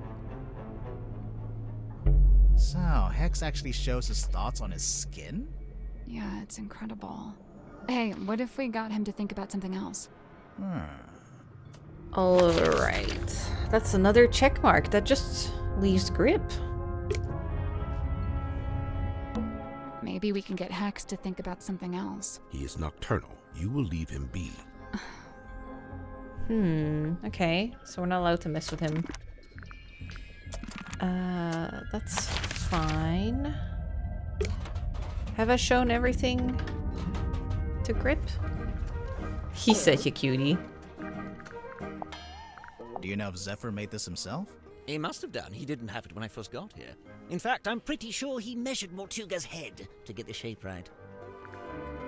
So he made it especially for Mortuga. Nothing comes to mind. Okay. So I'm in the right place. So there's something I haven't clicked on here, and I don't know what it is. Wait, maybe the balloon itself. Grip, can we take a look in the basket? Yes. Will you be getting out of the basket? No. Oh, this is evidence? Oh my god. Open. Basket for a hot air balloon. It was hanging in the center of the engine room. Some of this stuff I'm like, I can't believe I haven't clicked on it. I think in Grip's case, I thought it was like clicking on him, like they were one and the same, but stupid. Here at Mr. Grips, we chart the unchartable, plot the unplottable, and measure the unmeasurable. With the right contraption in your pocket, even the great unknown may be quantified and calculated. Open, Monday to Saturday. Okay. That was all the clues! Okay, so you're not really an aeronaut, but you did own a hot air balloon for some reason? For most of its life, it was just ornamental. We put it out the front of the shop as a billboard. No wonder you crashed if you were trying to fly an ornamental billboard. And then after you crashed it, you brought it inside the submarine? You'd rather I just let it sink into the ocean? Besides, it's useful. Anytime I want to reread our company mantra, it's printed right there. And anytime you wanted to check your opening times, they're right there. Quite right. Oh, look, there you are, with the cane. Oh, the as cane ever. looks different. Of course, Mr. Grip always has Cornelius' cane. It by is his the side. ore. But why? What's the point? I don't know what to tell you. It's just my shtick. Oh my god. My shtick. There's something suspicious about Grip. Let's go. Oh. Oh. The Curious Case of Cornelius Kane. Ha-ha! How about you? I've been looking forward to this part. Yeah, there is something or someone that I'd like to ask you about. Okay. Cornelius Kane. Cornelius? What about him? His appearance. His appearance. I don't think he looks quite like he's supposed to. What a thing to say. And You've Symmetry just made the met hat. him.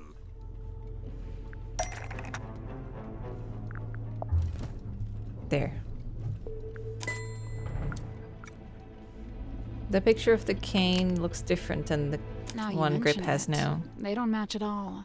The one you've got is a different shape, and it's made of wood. This is what you're grilling me about. Why would the two canes look different, though? Grip painted the original cane to look different, made a new cane after arriving here. Yeah. Grip made a new cane after arriving on the submarine. What a damning accusation. Yes, I made a new cane, and yes, it's made of wood.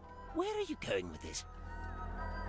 Ask about what happened to the original cane. Ask where the wood came from. Yeah. Where did the wood come from? I forget. So it's the ship or that tadpole threw at him? Maybe? But I don't know how to point to that.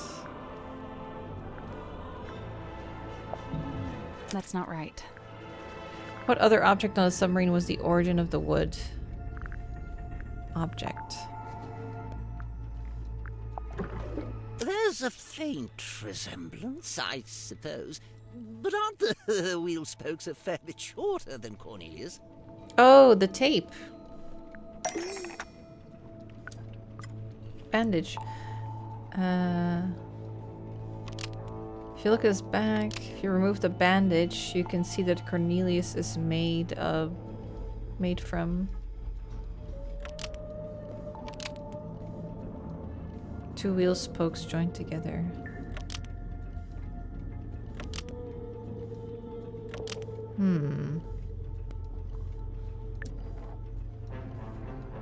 A happy face. A hat, wooden cane, a bandage.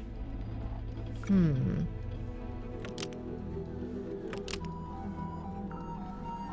from the ship's wheel at all. I still think it's an ore.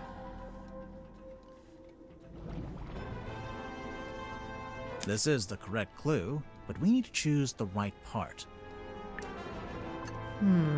This is the correct clue, but we need to choose the right part.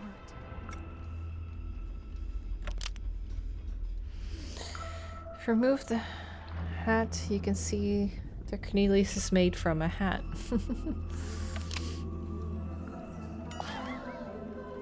Oh, wait, I can do that. Oh. Right. If you remove the bandage, you can see that Cornelius is made from two pieces of wood. Two wheel spokes joined together. Remarkable! This is quite the revelation. Oh wait, you're saying you didn't know the wood came from the wheel? Of course I didn't. Why would I know anything about that? Because you've also got the rest of the broken wheel pieces because you were the one who sold the original wheel to Mortuga. Because you were the one who repaired the broken wheel. Ooh. Because you were the one who repaired the broken wheel. Really? Oh wait, you're saying Of course I didn't. Why would I know anything about that? Because you were the one who sold the original wheel to Mortuga. Really? Oh wait, really not? Of course I didn't. Why Because would... you've also got the rest of the broken wheel pieces. Where?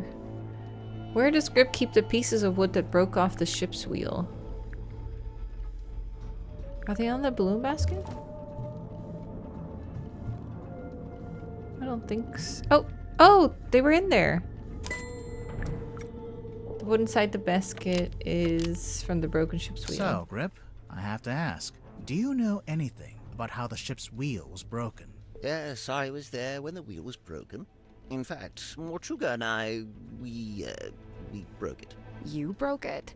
I was trying to take control of the wheel, and Mortuga forcibly wrenched it out of my grip. Damn, It was very breaking strong, it? you see. Wait, you tried to steer the submarine without permission? I did. Why? There'd been a disagreement. It's nothing, really, not important. A disagreement? About what? Where to take the submarine? Something like that. Where to take the submarine? Disagreement. Do you think he wanted the treasure? Oh, right. I'd forgotten you'd seen that. Oh yeah, because that's where we got it. Which part relates directly to Grip and Mortuga?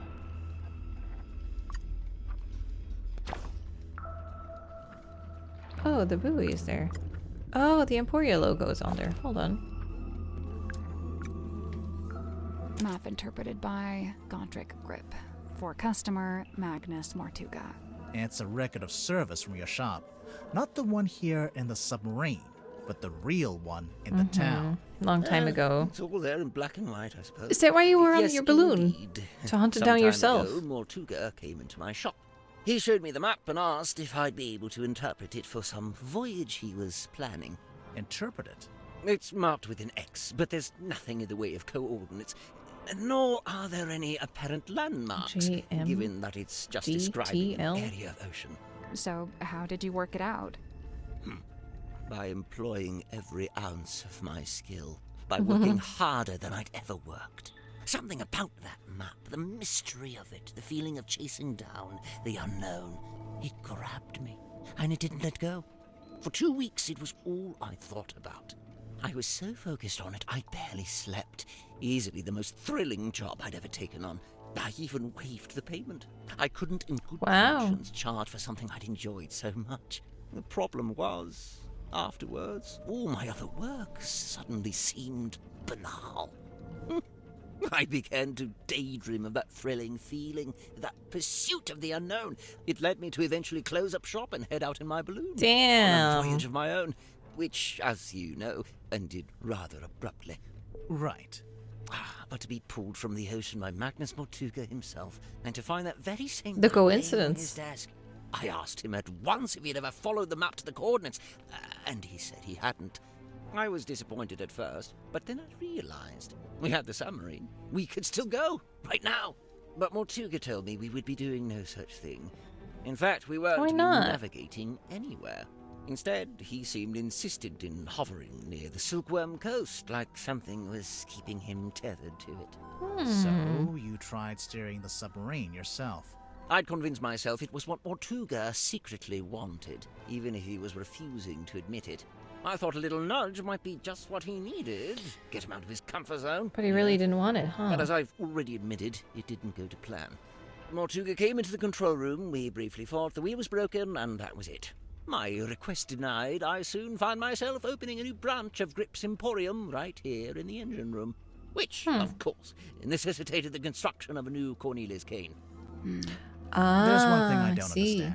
If Mortuga didn't So it's intend not a to ship's use oar, the map, unfortunately. why did he keep it around? I don't suppose we'll ever find out. I think I know. You do? Mm-hmm. There's a good reason why Mortuga didn't want to follow the map.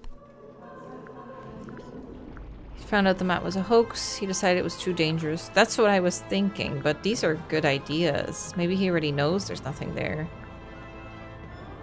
He found out the map was a hoax. You sure about that? No, not really. There's a good reason why Mortuga already followed it. What makes you say that? Do we have evidence to suggest Mortuga had previously attempted to follow the map? The coordinates? Nope.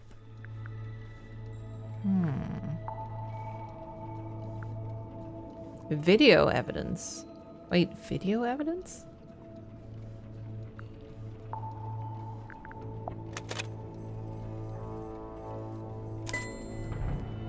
Which part shows Mortuga had previously attempted to follow the map?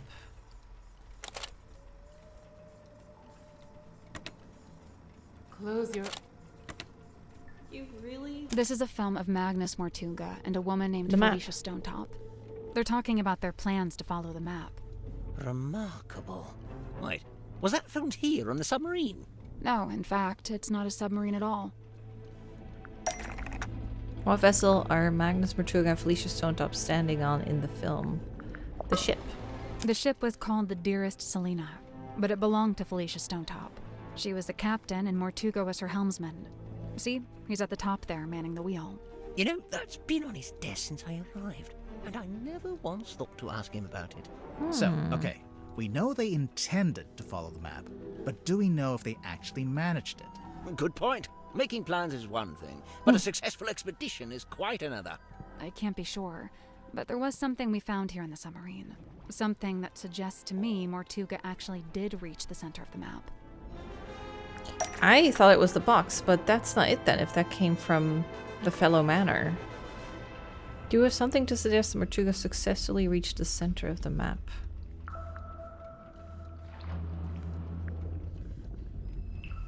The Iron Bell? Is that maybe what it was? Or the cauldron? No, the cauldron came with him from the inn, right? We'll get to that later. Oh, that's later. Ooh. Do we have an object Mortuga found to suggest he successfully reached the center of the map? What would he have found there? The buoy? What's that got to do with it? Oh. Oh.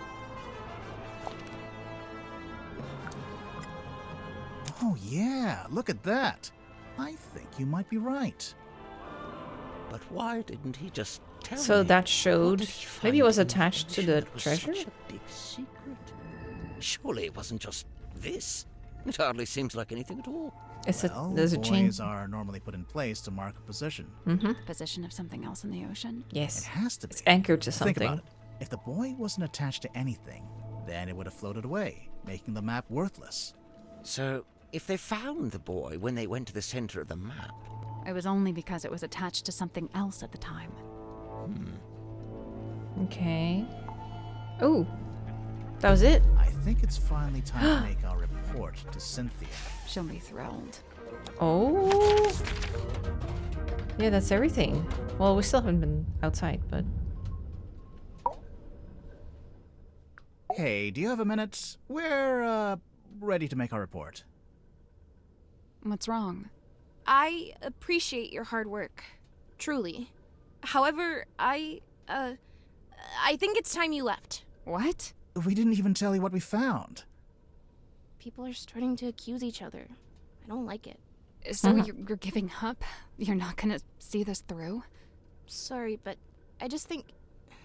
maybe... What? That's just the way it's meant to be? I need to go.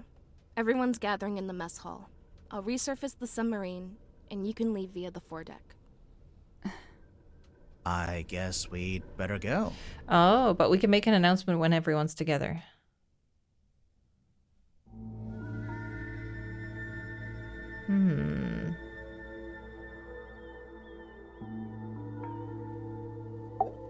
She can't be serious. I really don't appreciate being kicked out. She didn't even pay us. We can worry about that later. I don't know if you've noticed, but we're currently stranded out here. Oh, yeah. Can we go out wait, so through the other how side? is Cynthia expecting us to leave the submarine? The boat? It's the rowing boat. Oh, wait, you don't think... Did Cynthia really think we'd use that boat? Or did she just forget to take the submarine back to town? I don't know. She seemed really off. Did something happen? This music's I think good. she's just getting scared. Scared of what? Exposing a murderer? Of the truth. What's this chain of attached facing to? the truth and all the consequences of it. Whatever they end up being. We're not really going to leave, are we? No, we're not done. Mm-hmm. Not yet. But what do we do? Remember what Cynthia said? Everyone's gathering in the mess hall.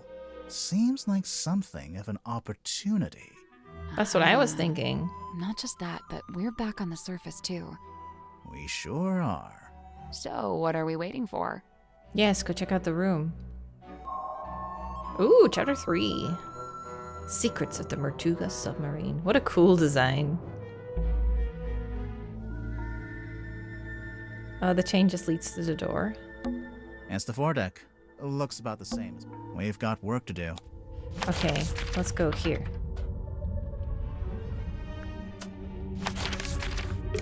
Is Sorry, guys. Don't mind us. Oh, actually, we're not going by them. I want to open this door. Now we can get outside. What can we find here? The aft deck. It's the mast. It's been snapped in half, and it's leaning to one side. A bad storm, maybe? Whoa, she threw that hard. Or what? Oar. It's the other oar.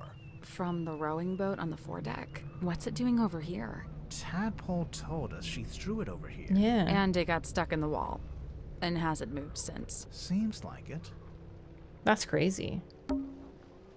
Are those... It can't be.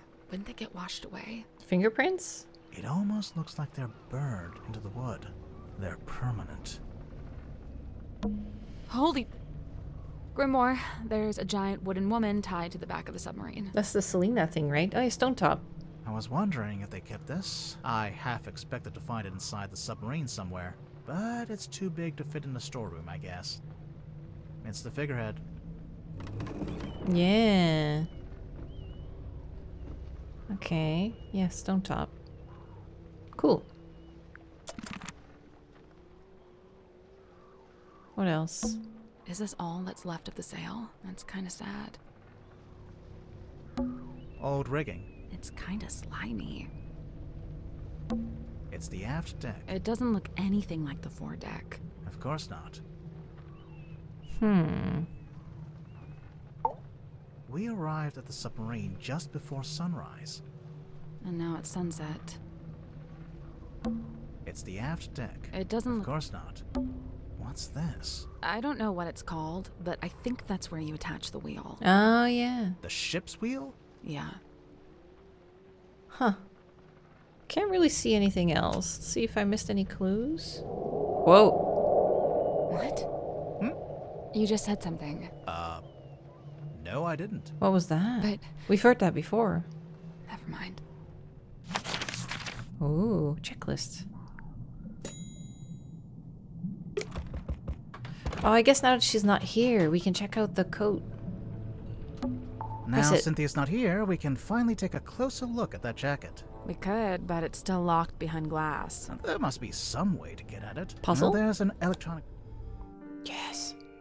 Drag the 9 metal pieces into the correct position.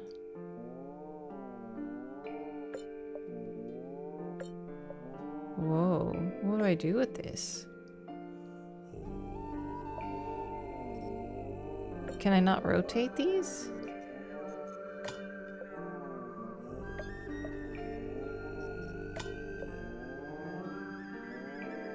So, based on where I put this thing, these pieces rotate.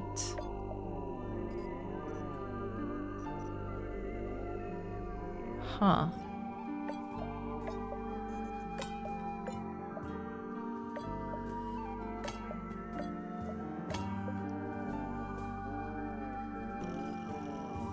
But... where do we... what?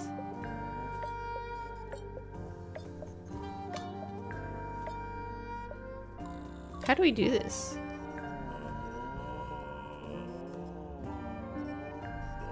Oh, that looks good though. Ooh.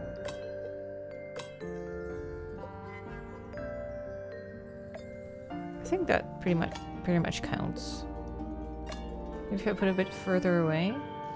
Ooh, yeah, look at that. Okay. That one piece is probably easiest to do.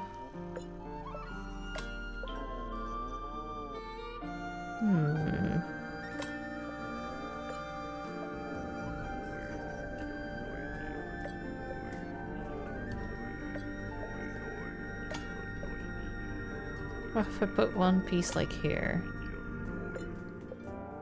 No. What if I put it in the middle?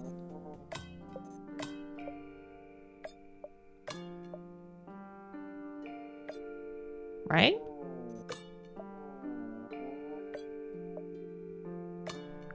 Oh, that was it. Ah, Nice work. I did it. Ooh. I've been dying to check in the pockets of this thing. Yes, me too. Hey, there's something bulky in here. What is it? It's a radio. That's why she heard it. Just like that one we found in the captain's cabin. Well, almost. Oh, they were a set. Oh, so that's the mom and that's the daughter. That's cute. Very cute. Reunite the radios. Okay. So 1, 2, 3, 4, 5, 6 left. 1, 2, 3, 4, 5, 6. I guess we have to be in their rooms. 1, 2, 3, 4, 5, 6. That's probably it. Hello? Hex? Is he still asleep? Hello. Oh, Sim, what are you doing here? Sorry, you startled me. Hex is my friend. I may be of help. His thoughts and memories are wrought visible upon his skin. Surely you wish for him to think upon the last time he saw Magnus Mortuga. Yeah, sounds good. What's she doing? She's just tapping the glass. Shh. It is done. Thanks. I was never here. Oh my god! Where'd she go? Never mind that. Take a look at this.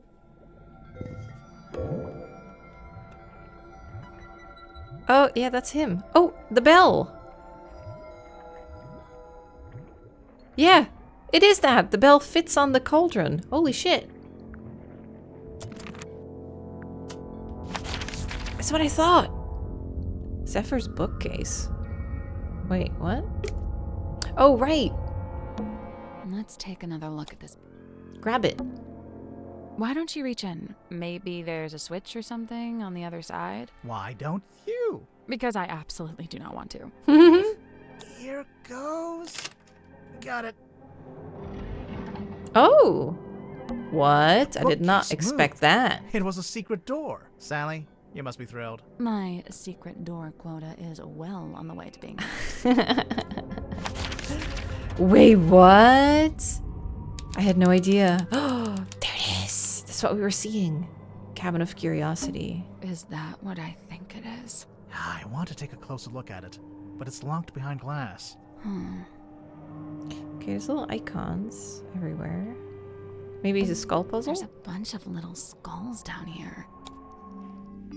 Oh, okay. So we have eyes. Moons. They're so cute. Horns. Oh, and he has horns. Oh. Oh, I can move the cards too. Okay. Wait, we only have 3 horns.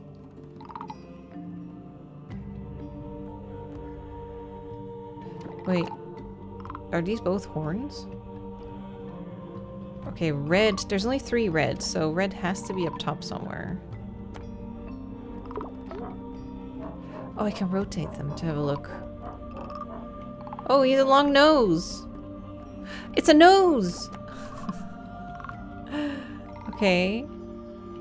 Oh, and this is the vibration. Those 2.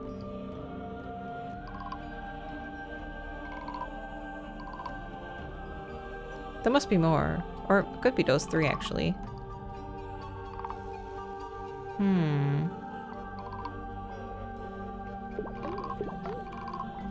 Okay, let's put vibration together. I'm still missing an eye, though. Unless one of them has, like, a hidden eye. Oh, hidden moon. Okay.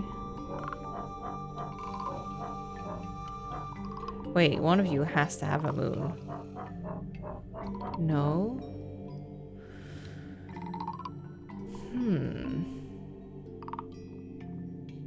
Okay. How do I do this? Oh, nose, nose, nose, nose. Oh yeah, there's jaws as well. Oh yeah.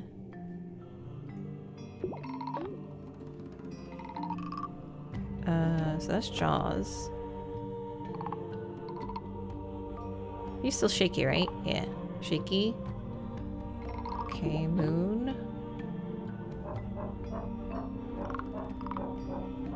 Yes. Okay. So jaw, moon. Moon is good. Jaw is good. Red is good. Nose is good. Horns is good. Just the eye one is not. Oh, there's an eye on the back. Hey, I did it. I'm impressed. Now what? No shit. But what is this though? What's that? 2 letters. Ooh. 2 handwritten letters found in a cabinet of curiosity. The letters are written on notepaper branded with the Stonetop Inn logo. Dear Zacharias, how is your research going? Have you made any new discoveries about dreams? Silkworm has been quiet recently. I may be going on a trip soon, an ocean voyage. Felicia has been trying to get hold of a particular map. She says it will lead to something really strange and interesting. She says it is something that could change our lives. I'm apprehensive about it. I like my life the way it is. Magnus. Dear Zacharias, the voyage turned out to be ill-fated. Since returning, I have been quite ill. I am recovering, but I am now afflicted with a peculiar recurring dream. I have drawn a picture. The lady from the last game! The secret agent, who was Bird Lady. Felicia sold the ship and left town. I believe she took the opportunity to do these things while I was bedbound, so that I could not argue with her. I cannot fault her this strategy, for I would have demanded answers from her had I been able. In pursuit of the answers I seek, I have entered into a peculiar agreement, and soon I too will be leaving town. In fact, I will be staying on board a submarine for a time. And now the reason for this letter. I would like to request you accompany me on this venture. You could bring your equipment and continue your studies on board. There is plenty of space, and the voyage may even afford you unique research opportunities. If you are willing, return to Silkworm as soon as possible. When you arrive, I shall already be housed on the submarine moored in the dock. Important. Go to the Stonetop Inn and retrieve the large stone cauldron from the cellar. Conceal it amongst your supplies and bring them all on board at the same time. I will meet you on board. You can set up in what is currently the infirmary, and I shall take the cauldron from you a little later on. Huh. Interesting. Trinkets. Keepsakes. Curios. Ephemera. Yeah, good one. Is it a mask? I'm not sure, but if you laid it down flat, you could use it as a sundial. True. It's a little potion. Oddities. Knickknacks. Doodads. Assorted anomalous artifacts. Damn. What's that? A I mirror? don't know what this is, It looks like the fingerprint thing on but it. I can't seem to look away. Sally. Hmm? You are getting hypnotized. Really? Cool. Cool. We finally got it. Oh, it's so creepy. There's a slot in it in the mouth. Oh, and something in the back. A strange letter mask known as the Mermaid's Tongue. It was found in a cabinet of curiosity. You know, maybe we should go back to the mess hall. I thought we were avoiding it.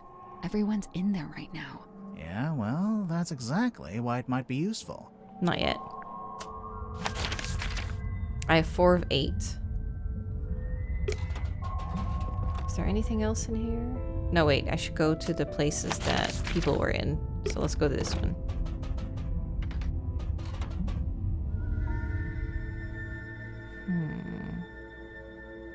Is there anything in his bed that we can look at before? It's neat as a pin. A bed. It's neat as a pin. It's a bunk room. It's pretty nice, honestly. I'd kill to have a bed. What'd you kill? Oh, I just picked someone for my list.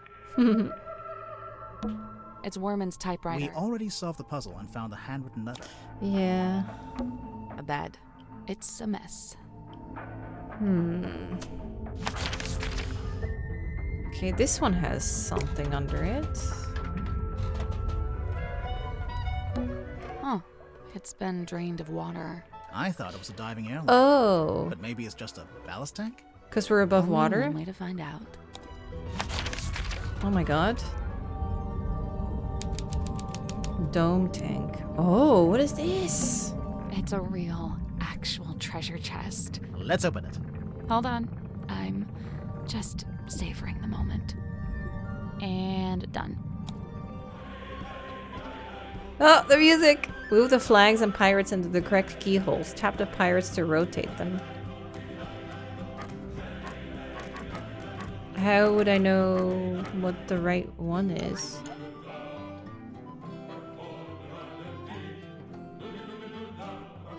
This is great. Can I... Okay, I can't move the towers. these stripes are on this. But why is some of it black? He has an eye patch.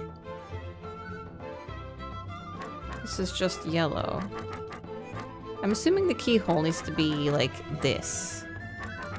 Like it needs to match what's underneath. And then maybe they need to be looking at the right tower. Like that, he's looking at yellow. Yeah, he's looking straight at blue. I don't know why the flag is half black though. Oh, but he's looking at yellow too. You're not looking anywhere. Oh, unless I, of course, move you.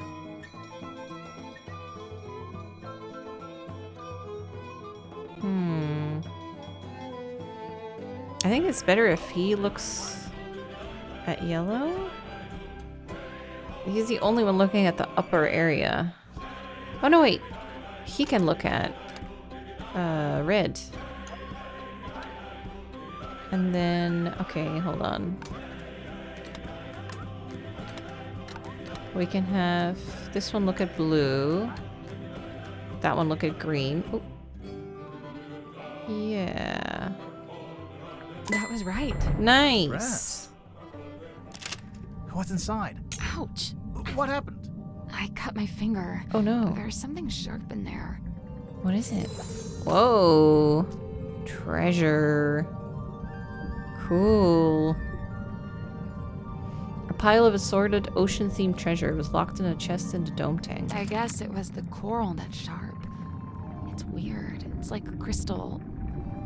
What's wrong with you? It's actually treasure. Coins, pearls, gems. Standard treasure. Oh, you don't want were standard hoping for treasure? Something else? I assumed to be something weird. Something confusing. Do you think the coral is the murder weapon? Something to turn the case on its head. Because it's sharp, she just cut herself. The scratch marks on the cauldron. It could be.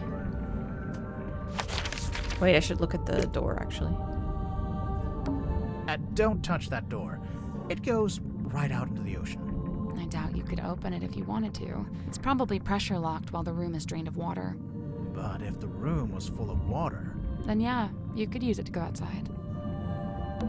There's a drain here. That must be how the room fills and empties itself with water. Okay. Is the bilge different at all without water now that we're higher up? Looks like it's lower, but... It's a thigh-high pool. Don't say knee-high. But it was in between the two. Still thigh-high. Is there anything in her room that we want? The tent. You didn't allow us to look in it. And she's not here to stop us looking inside. Yes. So, is there anything in there? Yep. A mushroom puzzle box. A what? Ooh. Oh, lighting. Okay. Rotate the sun around the board, select the correct number combination. Dayglow, Evergleam, Illuminite, Nevergleam. Okay.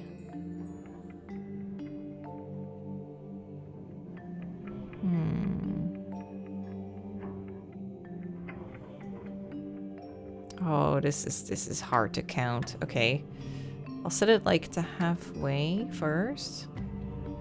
So these two are always glowing.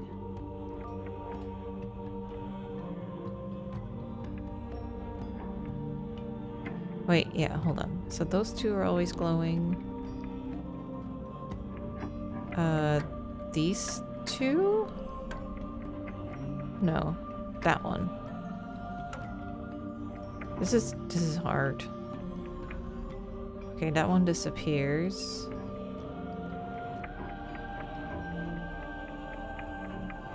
Wait, no, this is not Evergleam. I tried to rotate it. If I rotate it fast, which one is always on? That top one? And the one on the left? So only two of them, I think. Because the rest look kind of like stops glowing. So two of them are Evergleam? I think. Okay, so which ones glow in the day? The one on the left there?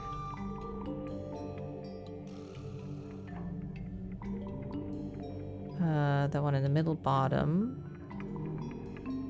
only glows in the day, and then one on the right there, right? Yeah, that disappears.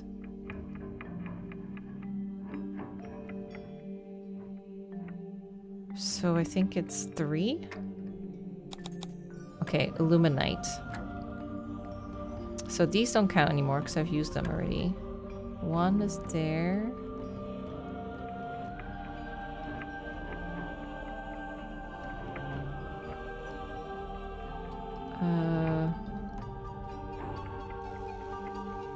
That 1, 2, 3, 4.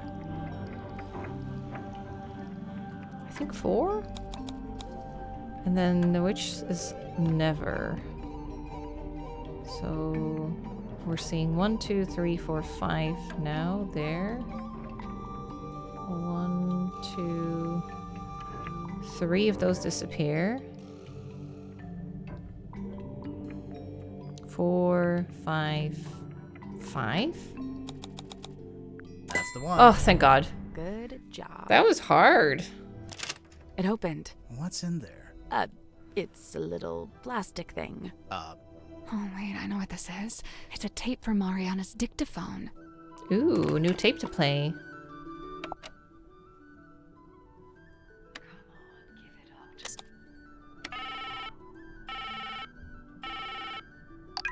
Hello, who's this? My name is Magnus Mortuga. Oh, yeah? Just happen to have my number, do you? Listen, buddy. I'm not lying to you.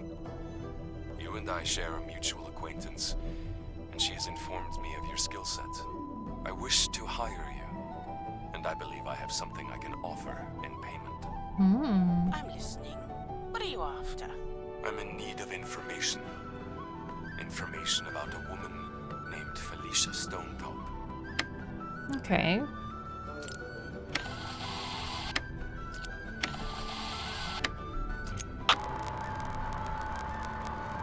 I really don't know why you're here. This doesn't concern you. Even if it does, it is wholly unrelated to our unfortunate voyage. This is the radio message, the walkie-talkie It doesn't message. open that way. It slides out at the side. Let me do it. Huh? There's something inside. Wait.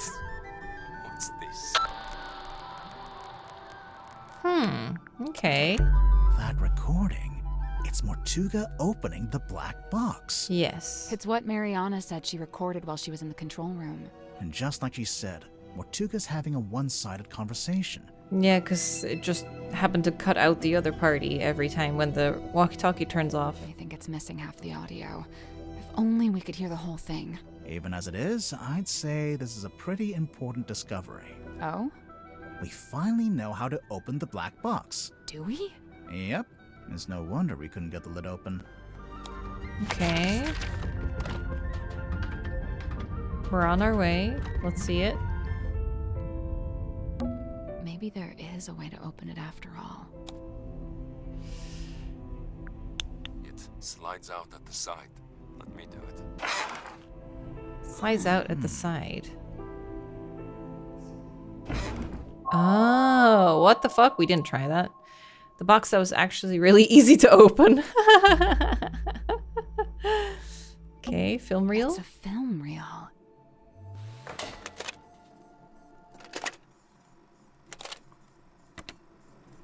The rain is incessant, but it's oddly localized, like a local biome.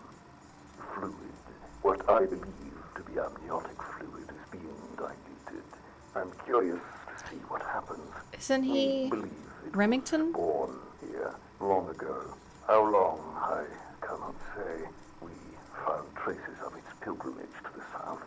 It's barren for some miles until, of course, you near the coast.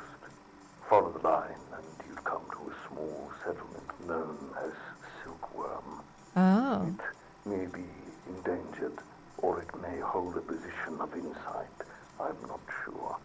I'd like to suggest one of you travel there and find out.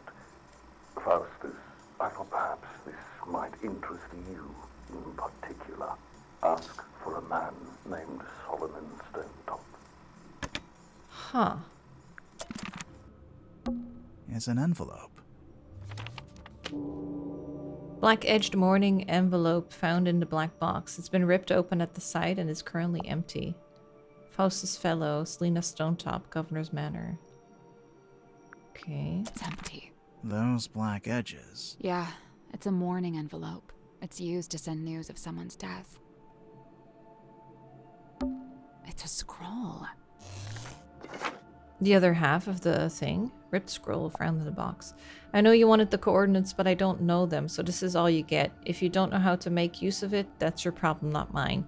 We put it all back where we found it, with the exception of the key, which, as you're well aware, has been safely around my neck ever since.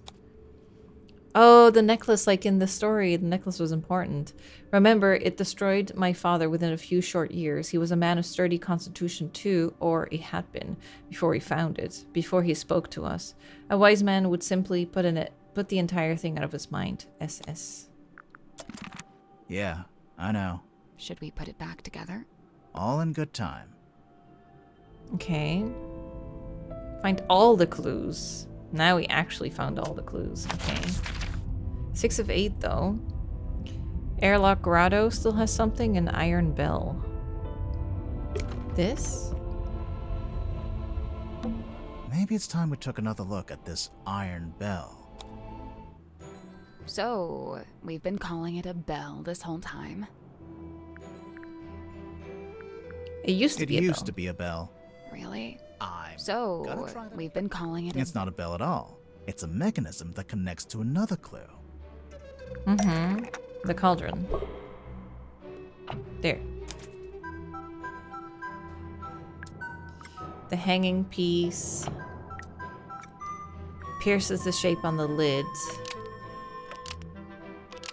to lock or unlock the cauldron. hanging part pierces the shape on the lid to lock or unlock the cauldron. Almost. Maybe just change one thing. Probably not pierces. Probably like slots. Yeah. The hanging part slots into the shape on the lid to lock or unlock the cauldron. Mm-hmm. If the bell attaches onto the top of the cauldron, then it must be possible to move it down into the room below, into the illusion theater. What are you suggesting? We carry it along the hallway, down a ladder, along another hallway? No, there's gotta be some simple way to do it. Yeah. Let's take another look at this room. Okay. There must be some way to move it. Those little eyes are so creepy. Yeah, it does. It's on a pulley system, isn't it? So the bell's attached to a rope winch. Presumably, so it can be lowered onto the cauldron. Yeah. Does the floor open up? But... Yeah, no. We'll need to clear a path for it first. Okay, move the desk. Should we move the table? I'll let you do that. Should we move the rug? Yes. Me again, huh? What is Should that? we move the lid? I can take this one. Wow, thanks. Okay, now lower it. So what now? Do we just turn the rope winch ourselves? I guess we could, but it's probably easier if we use the handle. I don't see a handle. Yeah, where's the handle? That's because it's not in this room. Ah. Oh. Let's not wander off right now. You want to look down? It's open. Looks like it's exactly the right size. So what I now? guess, but it's probably easy. That's because Is it upstairs? That's it. What? It's just going to hang in the middle of the room. You can reach it, can't you? Yeah, but... Then I don't see the problem. Is it here? Wasn't there... Oh, I thought there was a handle for something. It's a barrel. A barrel of fun. No. A barrel of laughs. No. It's a barrel of seriousness. So this was Martuka's barrel. Technically. Huh. Wait, the iron bell is checked, but... Airlock Grotto. That's this, isn't it?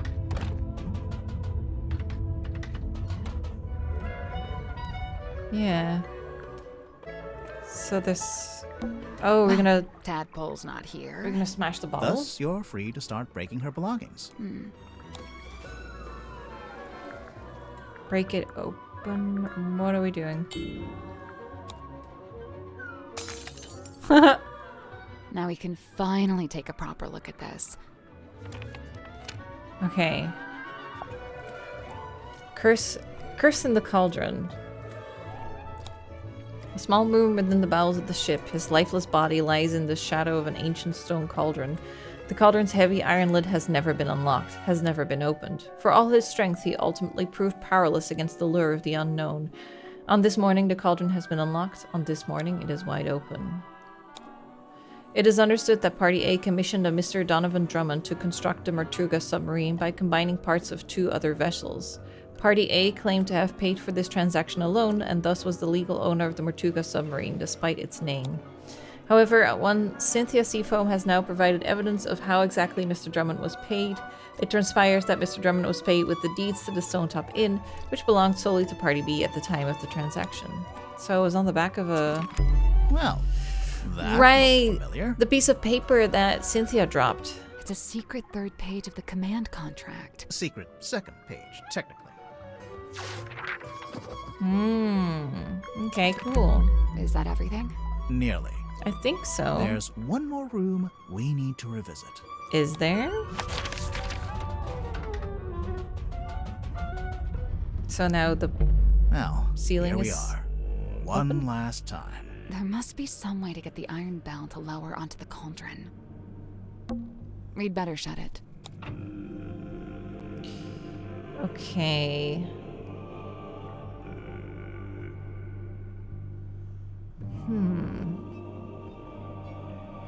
But what is it? There must be a way to lower the iron bell. There must be a way to lower the... There must be a way to lower the... There must be a way to... There must be a way. I don't know it. There must Oh, was be it a way behind under this? There must be a way to No. lower the... That poster. It's taped to a pipe on the wall. The pipe looks a little loose. Do you think it's supposed to... Oh, I only now see the circle etched into the wall. Oh my god. That was so subtle. Oh, this looks amazing. What do you know? It fits perfectly. So when the iron bell is placed over the cauldron, it can be used to lock or unlock the lid. It could, if we can work out how to activate it. Okay. Wait, that's it? What about this thing? So this is the egg. Wait, turn handle, turn handle.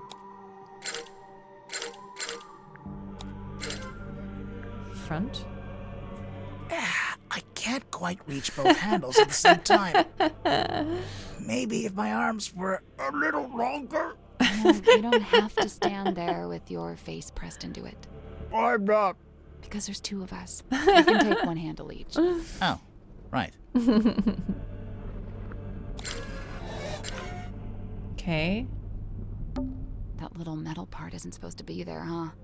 I wonder. Okay.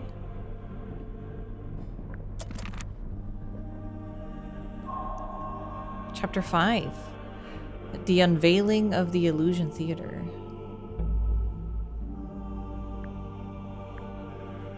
Wait, a murder and a thief? What? Why do I have to click on this? Let's put this together, shall we? Go ahead. So, Tortuga opened the cauldron in order to take something out of it. And that's when he was killed. Okay, but how was he killed? Well, he was cut with something, right? The thing inside the cauldron. Wait, really? You know what? Let's try that again. When he was killed. Okay, but how was he killed?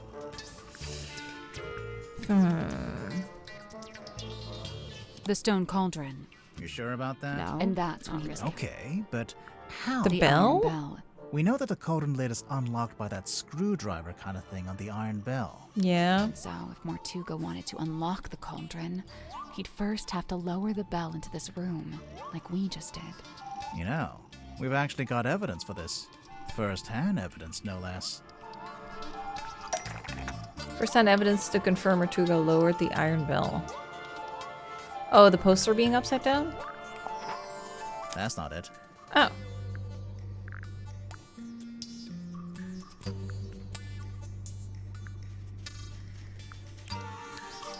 Something or someone showed us a vision of Mortuga and the iron bell. Oh!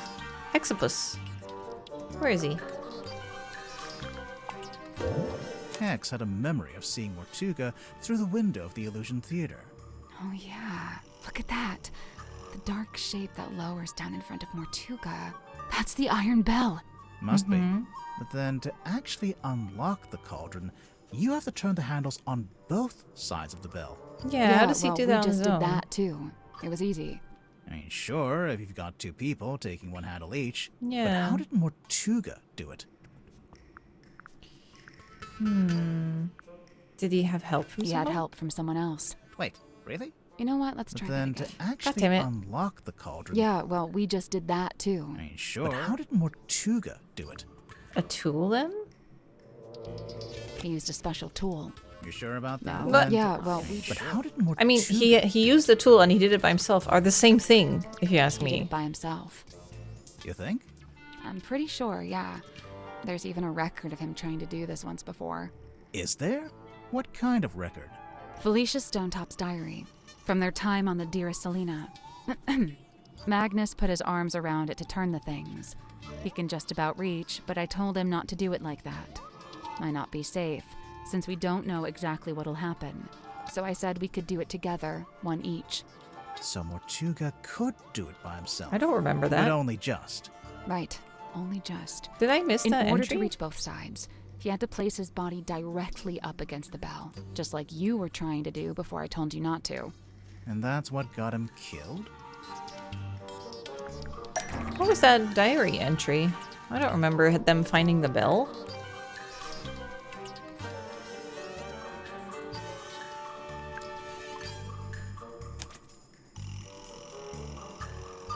How did the iron bell kill Mortuga? A metal thing was wedged into the iron bell. Oh, kill Mortuga when it rotated around.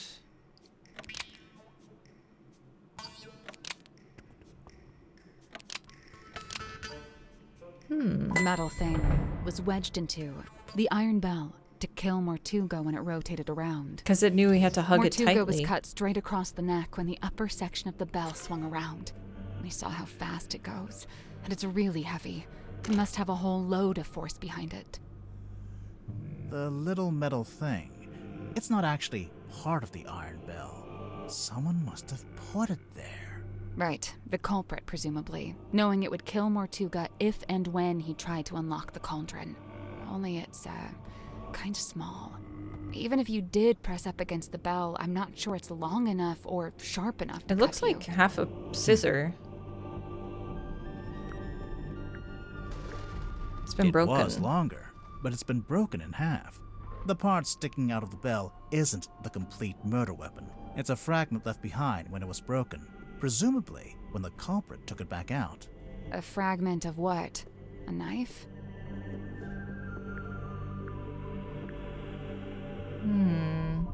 Was this something in the black box? Hold on.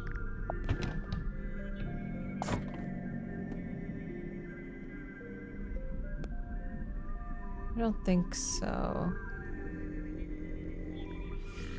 Something that belonged to Mortuga, something out of the black box. Something that belonged to Mortuga. Was it all an accident then? The part sticking out of the bell, it's a A fragment. fragment of what? Something that belonged to the culprit. Really? The part. It's the black box? Fragment of what? Wait, Something what? taken out of the black box. Huh? There was something taken out of the black box. How do we know what was in the black box? The ripped scroll. Doesn't look like it would have something attached to it. Most important of the 3 items that were taken out of the black box. The map, the film reel.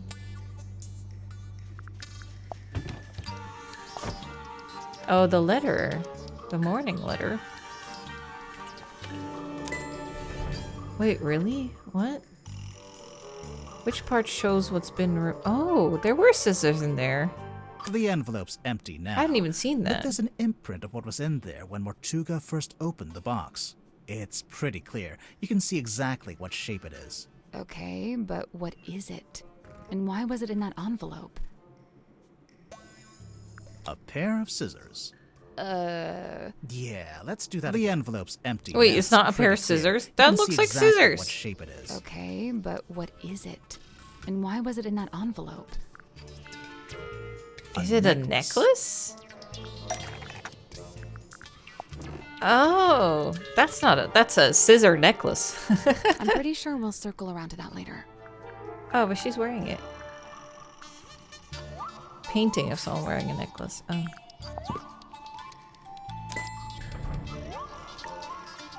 It once belonged to Felicia Stonetop.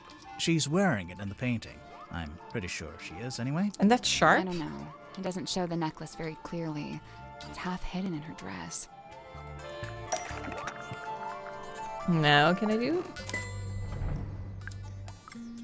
Here it is, as worn by Selena Stonetop, Felicia's mother, who presumably passed it down to her daughter. I'm assuming that's why it was eventually sent back to Silkworm, back to its original owner after Felicia died. So, the morning envelope was sent to Fellow Manor, and then Selena, or Governor Fellow, or whoever, they put it in the black box. And then eventually Mariana comes along, finds the box, brings it onto the submarine, and hands it to Magnus Mortuga.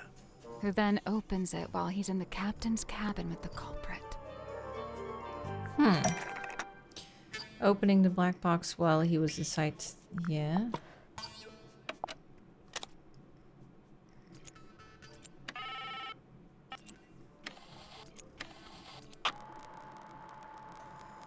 Is this it? I really don't know Yeah. why you're here.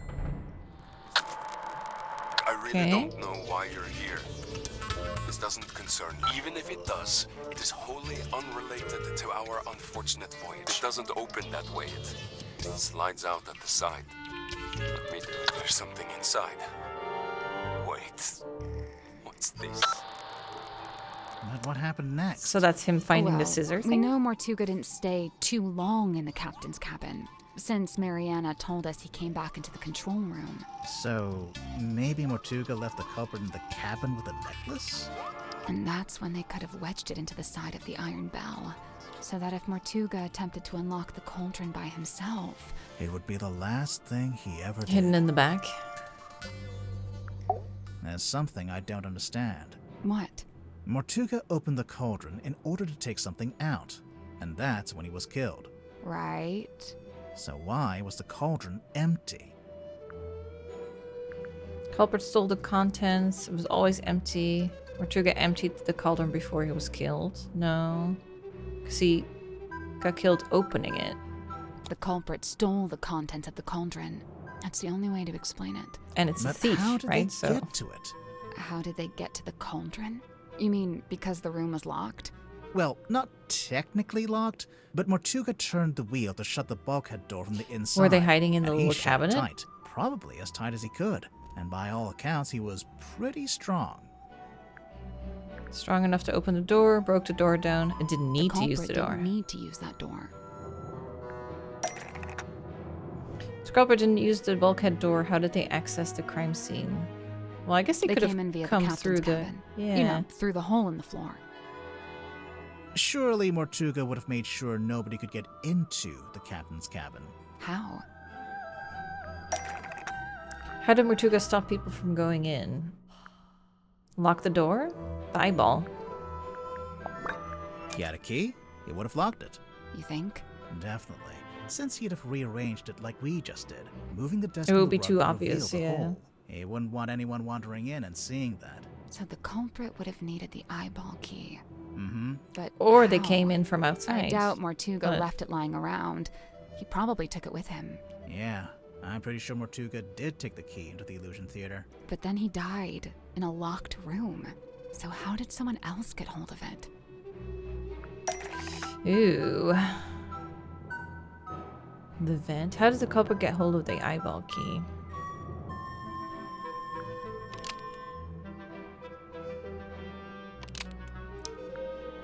Did it fall through the vent? The eyeball key fell through the vent. That's under the extremely cauldron lucky, and though. landed in the bilge. It fell into the bilge. Remember how it smelled kind of weird? That's the bilge water smell. So the eyeball key just happened to roll across the floor and into the vent? No, it didn't happen by accident.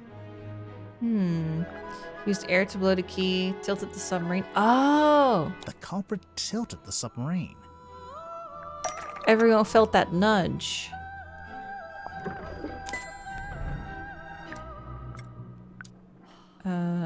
Which part was used to tilt the submarine? The valve wheel? Valve wheel was depth though, wasn't it? I don't know.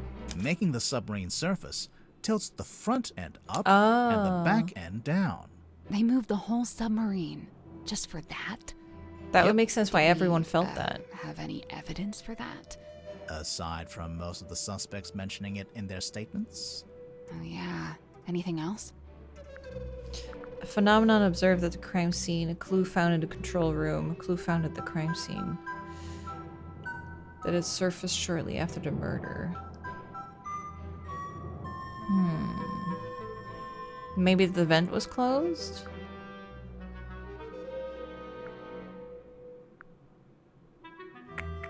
Could be the logs, maybe? A clue found at the crime scene. An object found at the crime scene that's evidence of the submarine tilting. Oh, the broken bottle. The moon vial. How is that evidence of the submarine tilting?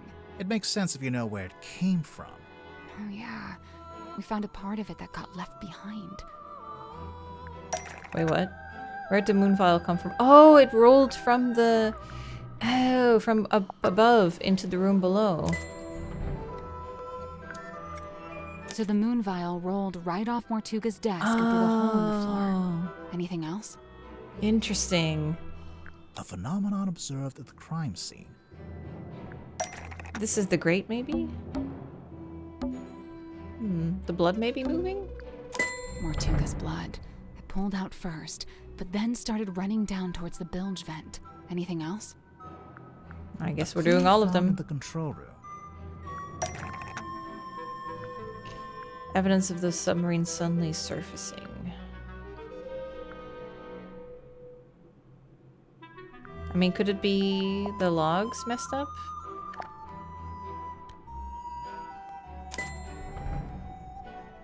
Okay. This is the right clue, but we want a specific aspect of it. The log card from the day of the murder. It shows the depth of the submarine. It starts at 0.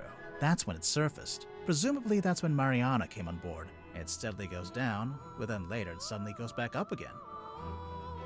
Once the culprit had the key, they could let themselves into the captain's cabin, which, as we know, gave them access to the crime scene from above. They climbed down the rope, through the hole, and into this room, where they were free to take the content of the cauldron for themselves. Although, to get out, they'd need to climb back up the bell rope, meaning they'd have to leave the illusion theater with the iron bell still lowered onto the cauldron. Right, well, I figured they just turned the rope winch manually. I'm sure you could, even if it's not how you're supposed to do it. That's really heavy though, isn't it? All they had to do was cover the hole back up with a rug in the desk. And lock the captain's cabin on their way out. It's about time we went to speak with everyone else. Mess hall?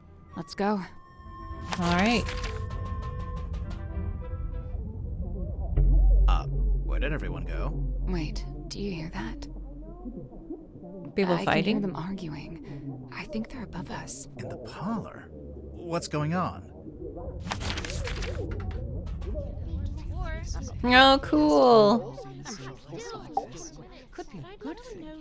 Look, I know this isn't ideal, but this is just how it needs to be until we can... Cynthia, you have visitors? Hi. Hey. We're back. What's going on? Cynthia's decided to lock us in. I've just locked the foredeck access, just for the time being. How come? She may have gone mad. We're still assessing. She's worried the culprit will attempt to escape as soon as they're named. Oh, we're naming the culprit? Lovely. Been looking forward to this. We're still doing that? I thought Cynthia fired the detective dudes. She didn't fire us. On the contrary, we've been pretty busy. Oh? Doing what? What else? Solving the mystery. All right, how are we gonna do it? Chapter 6, The Murder of Magnus Mortuga.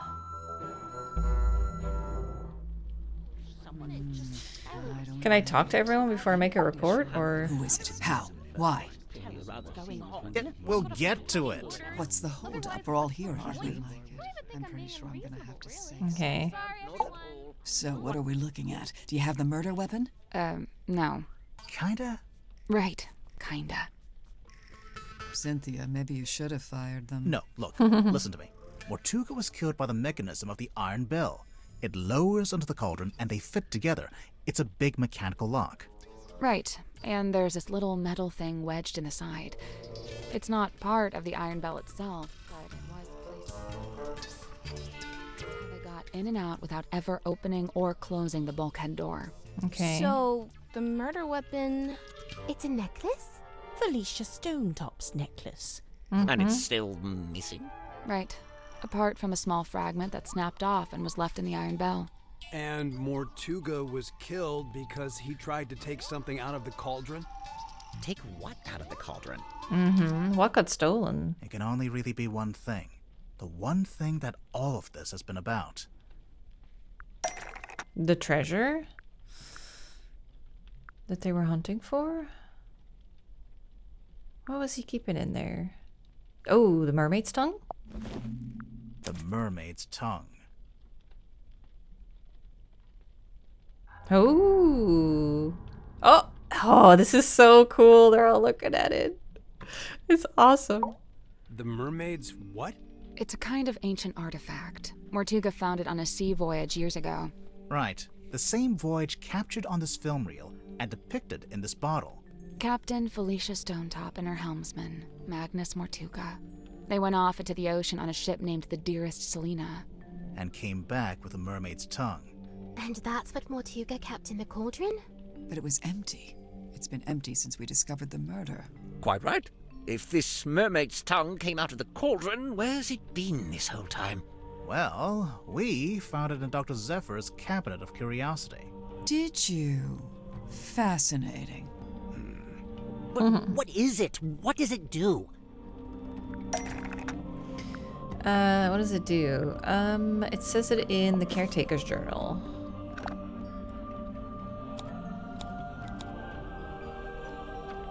Oh, do we want to read it? I thought that was on the page already. The mermaid's tongue. There you go. Said to facilitate communication with she who lies beyond the veil. Requires a special key to operate. Huh. A key? What kind of key? Wait, facilitate communication? What does that actually mean? It's a translator. When worn over one's head, the mermaid's tongue allows you to commune with the mermaid. Thus the name tongue, referring not to an appendage, but to the language spoken by the mermaid. How nice. Anyone gonna tell me who the mermaid is, or...? So the killer and the thief are probably separate people, right? Image of the mermaid. There are two I can think of. Well... Nope. That is a picture of a mermaid. I'm just taking it literally. One was a painting. Her. So there's a painting. Painted by Selena Stonetop, we think. And a photograph taken with a submarine's underwater imaging system. And, why would you need a translator to talk to her? She's not local, or what? She speaks a language none of us could understand. It is said that attempting to commune with her without harnessing the mermaid's tongue would drive one mad. But how does it work? Nobody knows. Nice. Convenient. It is a powerful and priceless artifact. Oh, it's powerful, all right. Look what it's doing to all of you. I don't know, guys. I'm not sure if I'm buying into this thing. Kinda just looks like some grody old leather mask. That's because it's not complete, because it's a fake, that's because it is. I don't think there's a slot for something. That's because it's not complete. How do you know? So this image here, it's a photograph of a drawing. A cropped photograph, too. The good news is, we've got the real thing. Okay. Oh, the hole in the back. The lower part of the image. So that's this?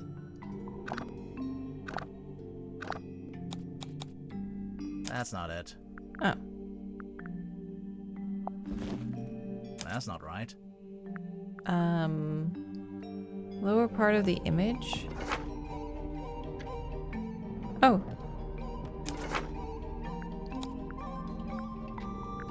I didn't know that was on there. Oh, a piece of coral. It turns out the ocean map shows what it's supposed to look like.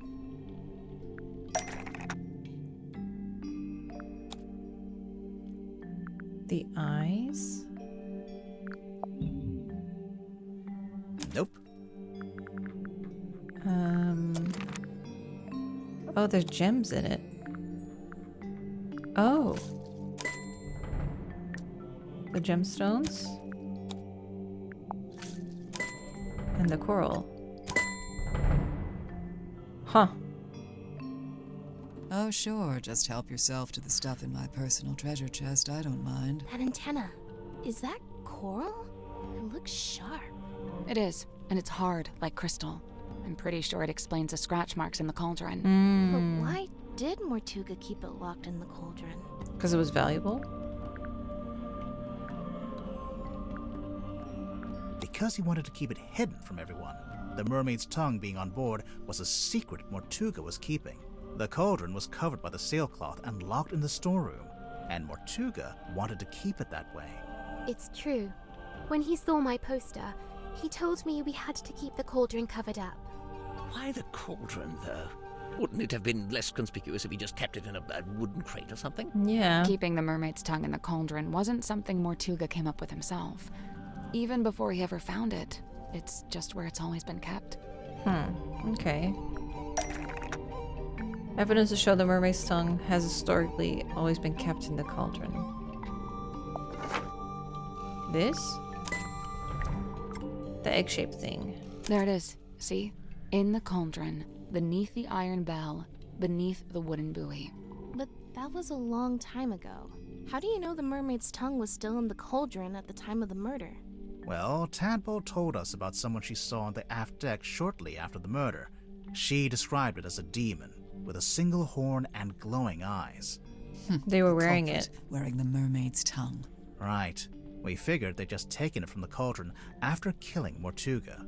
So the culprit knew about the mermaid's tongue, knew what it was, knew how to use it? Definitely. But Mortuga never really told us about any of this. How did the culprit know about it?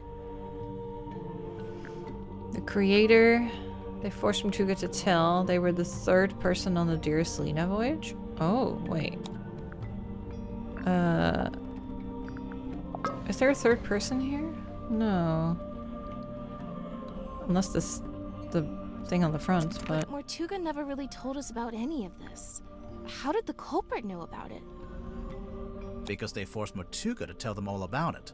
I don't know. Yeah, So maybe the that's not culprit it. knew. Definitely. But Third Mortuga person, never then? really told us about any. Because they were the third person on the Dearest Selena voyage. Huh. The third person? In addition to Magnus Mortuga and Felicia Stonetop, I assume. Right. It was a crew of 3, not 2. Huh. And what evidence have you collected to support this? Yeah. Evidence? Let's see. Film reel. Audio recording. The ship in the bottle? ship in a bottle. I was looking at that, but...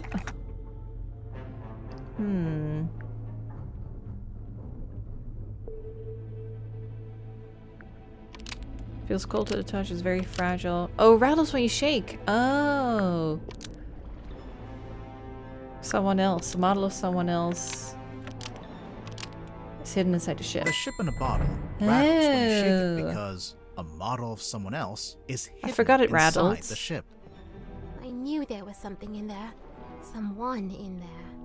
Let's Who is it? see.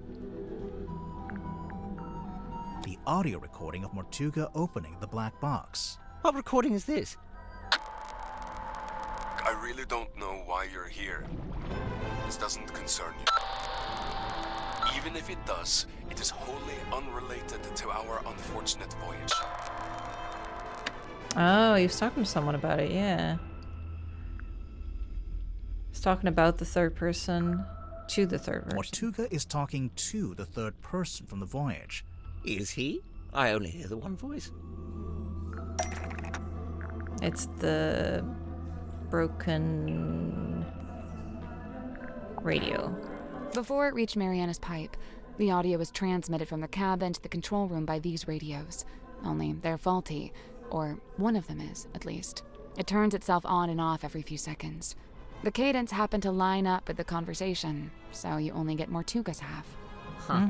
That's quite the coincidence. Personally, if I'd written that, I'd feel guilty. There are more things in heaven and earth, Mr. Werman. Yeah. Let's see. Yeah. Okay. Mortuga's film reel. Okay. Which part is evidence to suggest there were 3 people on board the Selena? I don't know. 3 tattoos? The door, Mortuga, the wheel, the size of, the color of, the opening of. The size of Mortuga reveals there's someone other than.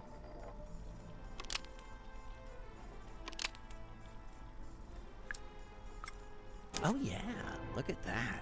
What? Spooky. Well, there we are. Quite a Oh, bit of right. evidence Didn't the as it door stands. open? I totally forgot. Right, but does any of that tell you who it actually is? Potentially. So she's yeah. filming, he's in front of the camera, someone comes in through the door. Ship in a bottle rattling when you shake it. The door opening in the background of the film. I don't know. Yeah, I think maybe that was Right, but does any of that tell you who... potentially, yeah. Who? The ship in a bottle. Can we look at the rattling when you model? shake it.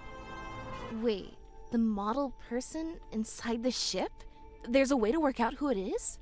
I can think of a way. Let's do it with logic and reasoning, shall we? Oh, I want to just break the bottle. First, we'll compare the ship in a bottle with Mortuga's other wooden model. Other wooden model. This one? Well, that's not right. Other wooden model.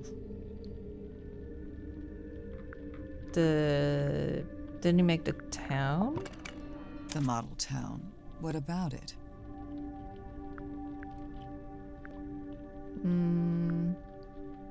The people who aren't in the town. What do you mean? Mortuga and Felicia aren't in the town because they're on the ship. Selena too, I suppose, since she's the figurehead. I don't think they're who she's talking about. It's important to remember that the model town is specific to Mortuga's life. When adding the model figures, he only included people he had dealings with. And he only detailed the buildings he was familiar with. The rest are just generic blocks. With this in mind, there's someone else who should be here, but isn't. Is it Godric Grip? Because his building is there, isn't it? Mortuga made a detailed Yeah. model of Grip's shop. It's not a generic cube like everything else. Which means there should be a He was model on- of Grip himself. He was on board? But it's not there. Grip, no, you're so But cute. Why would Mortuga include Grip in his model town? Did they know each other? And if they did, how did Grip end up going along on Mortuga's ship?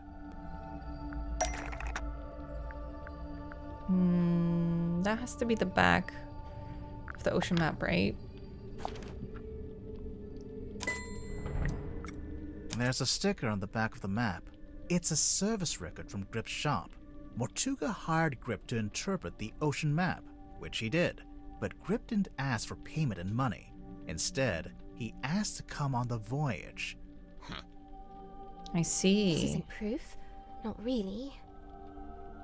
Well, there is one thing we could... Do it. If you don't, I will. Smack it. Do the same thing. Boonk. Now what's in the ship?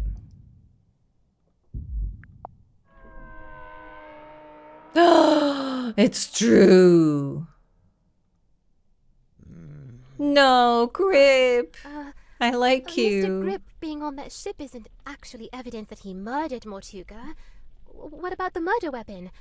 What happened to it? Right. Nor is this evidence that he used the mermaid's tongue. Wouldn't he have needed that special key?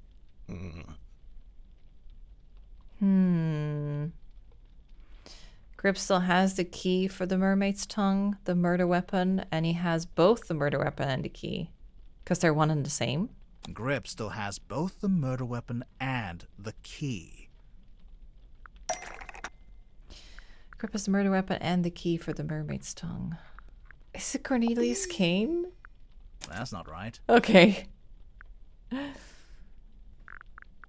He had the broken compass. He had it sitting in the engine room for all to see. Yeah, maybe it is that then. This is the right clue, but let's be specific. Grip has the original needle, which is both the murder. Okay. Oh, it's hidden in there. Oh my fucking god.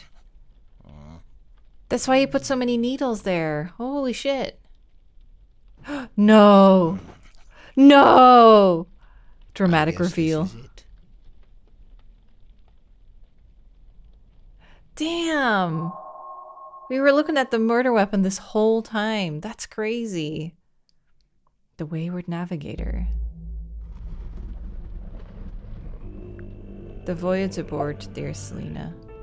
Plot the unplottable, chart the unchartable, measure the unmeasurable. A hollow promise, such feats belong not to mortal hands. But after years of fraudulently offering this to others, I began, in earnest, to yearn for it myself. A quiet desire to journey into the unknown, to quantify it. A lifelong coward, I could never convince myself to act on it. I tell myself as an excuse that I never had any kind of opportunity to act on it. Until one day, I did.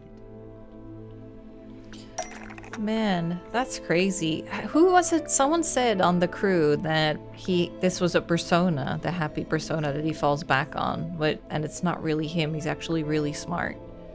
I forget who said it. What presented Grip with an opportunity to act on his desire to journey into the unknown? The map? Mortuga sought me out, sought out my services. Not because we were friends, but simply because I was the one with the skills to interpret that inscrutable map of his. Sensing an opportunity at long last, I refused financial payment for the work. Instead, I asked to be brought along on the ensuing voyage. Mortuga was surprised by the request, but he ultimately agreed to my terms. Such was his desire to interpret the map. The work was done, and so we went. Despite my bold intentions, I mostly found myself sheltering within Felicia's cabin during the voyage. All the while, she and Mortuga stood around on deck looking windswept and heroic, far more at home on the sea than I. Regret reared its head. Regret over inviting myself into their world. From within the cabin, I sat and listened to their conversation. Felicia was telling Mortuga what they were looking for, what they were hoping to find.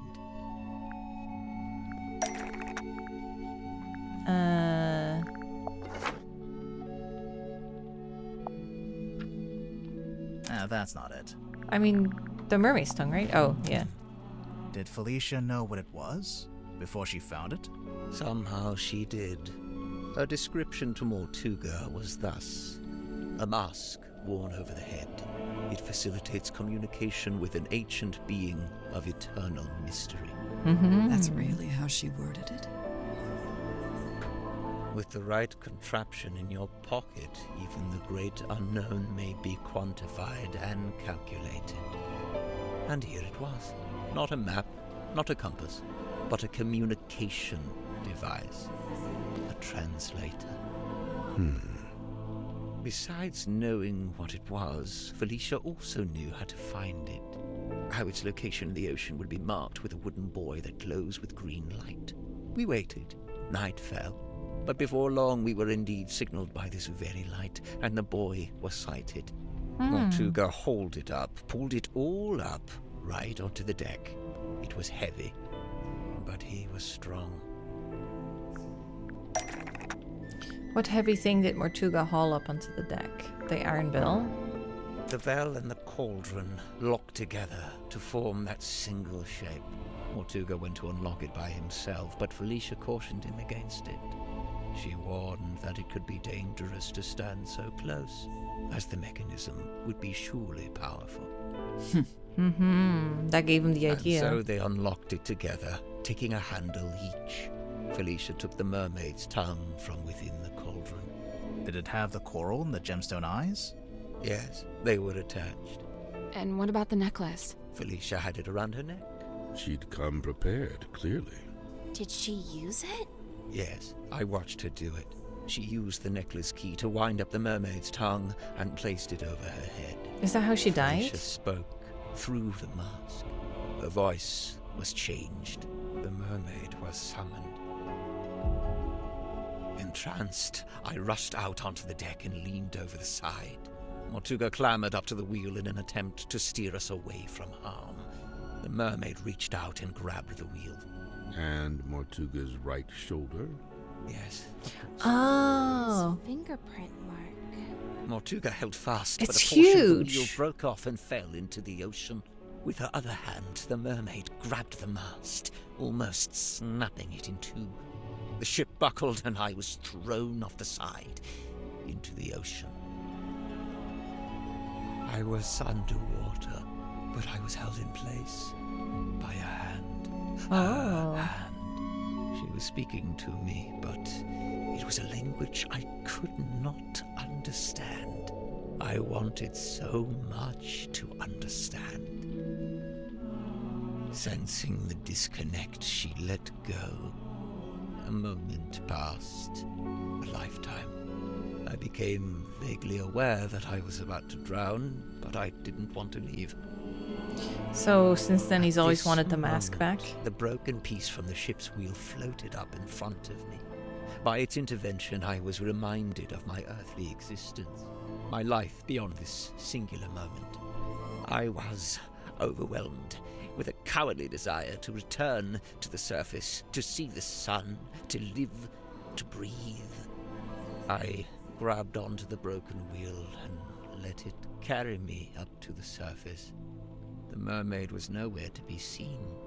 Neither was the dearest Selena. Wait, the wood from the broken wheel. Cornelius It eventually Kane. became Cornelius Kane. Correct. It has been my earthly tether. So it's what saved him. The feel of the wood in my hand, a tangible reminder of that desire I once felt. Wow. To live and to breathe. But what happened? Weren't you stranded in the ocean? Somehow the currents carried me back to the Silkworm Coast. Oh. I took the broken wheel piece back home and fell into a deep sleep.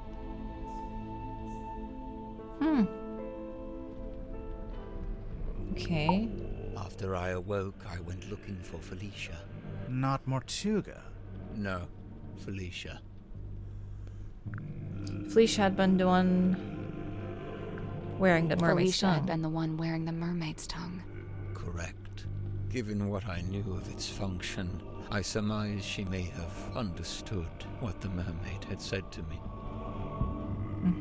I went to the Stone Top Inn, but Felicia was not there. I searched through the empty building until I came to Mortuga's room. I was encouraged to see that he had at least retained the wooden boy and the iron bell. Mortuga was in his bed, asleep. He looked ill, weak. I woke him up. I asked him about the mermaid's tongue. What had happened to it? Where was it? At first, Mortuga said nothing. He merely looked at me. He told me that he and Felicia had locked it away in the cauldron and thrown it back into the ocean. He said they'd kept the wooden boy so that nobody else would ever be able to find it, and they kept the iron bell so that even if someone was to come across the cauldron, They couldn't wouldn't unlock be it. able to unlock it. That's what I you was should have done. horrified to witness. My only chance of summoning and communicating with the mermaid lost beneath the waves. Or so I thought. Did you ask about the necklace key? Mortuga hadn't mentioned it, and I did not ask about it. At that time, I simply assumed it had been left in the mouth of the mermaid's tongue and thus would be in the cauldron. I demanded that we take the dearest Selena back out on a second voyage to recover the sunken cauldron. Mortuga said it was impossible. For one, the dearest Selena couldn't recover it from the bottom of the ocean if it was not attached to the boy. And secondly, Felicia had decommissioned the ship and it was being taken apart at the shipyard. In explanation, Mortuga handed me a folded piece of parchment. It had inscribed a note from Felicia. She was to be leaving town immediately. She did not say where she was going. Mortuga told me he had slept through Felicia's parting visit. He was distraught over it, heartbroken. With a desperate look, he asked me if Felicia had also come to visit me on her way out of town. I told him yes, she had. Okay. Mortuga's eyes opened wide. Did she say where she was going? I must know. I have to know. I told him yes. Yes, she told me where she was going and she'd given me the address.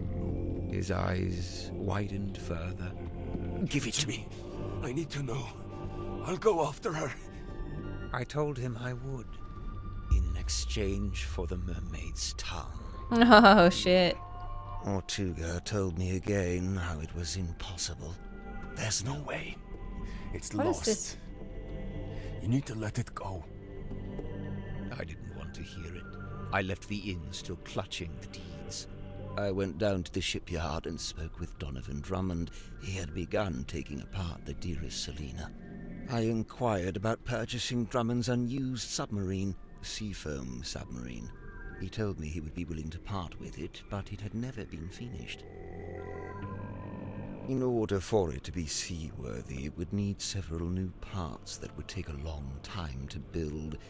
However, I was determined to find a solution.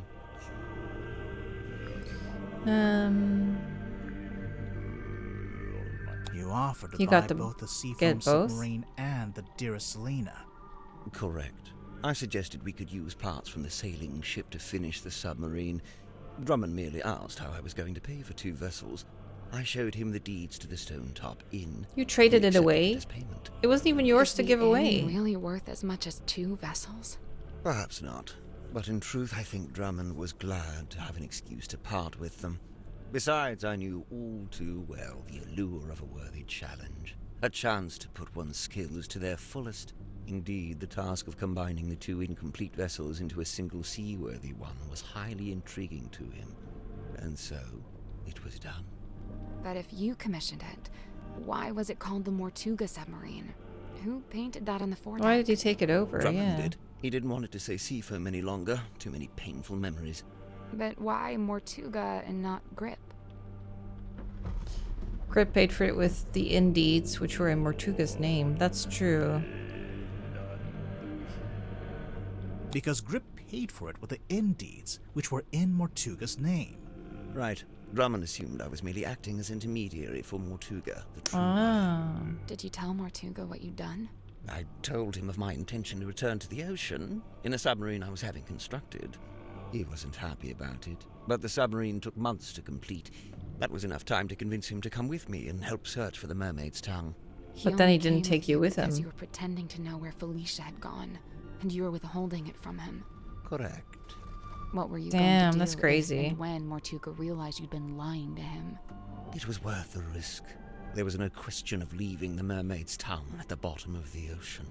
But it wasn't lost in the ocean. Mortuga had it the whole time. Correct. As I had lied to him, he had lied to me. Right. Mortuga smuggled the Mermaid's tongue onto the submarine before we left. He didn't want to leave it behind, but he didn't want me to know he had it. Smuggled? How? Yeah, under the sailcloth. That kind of does make sense, but it's not. Because he had Zephyr bring it with him, right? As equipment. Which letter explains? Oh, Zephyr's letters. Yeah. Mortuga sent me a letter, inviting me to join him on the submarine. Grib, did you know he'd done that? Mortuga told me he was going to bring somebody else on board. An old friend, a collector of occult curiosities who might be helpful. But I didn't want anyone to know what we were doing, or what we were looking for. I told Mortuga not to mention me in the letter. I followed Mortuga's instructions precisely. I arrived in Silkworm and went into the Stonetop Inn, where I found the locked cauldron. I placed it among my possessions and ventured onto the submarine waiting in the harbor. We departed. Zephyr thought he and Mortuga were the only two souls on the ship. I stayed hidden for a week before staging a balloon crash and pretending that Mortuga had rescued me from the ocean. That way I was free to move around the submarine in view of Zephyr, but he could dismiss me as a hapless traveler picked up along the way. So to begin with, it was just you three. But it didn't stay like that for long. It didn't.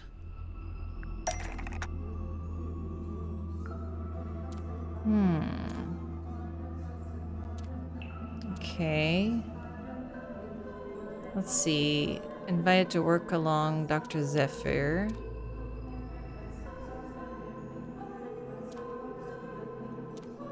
Zephyr stole the mermaid's tongue. Oh yeah.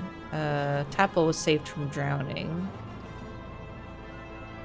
I think he discovered the necklace key and that gave him the idea then. She wanted to take over from him, yeah. He commissioned the submarine as a way to search for the mermaid's tongue. He was with Mortuga. Came across the submarine by pure chance. No, he was invited. Oh. Huh? Which one is for Zephyr? Saved from drowning. Invited to work alongside Dr. Zephyr. Commissioned the submarine as a way to search for the mermaid's tongue. Yeah.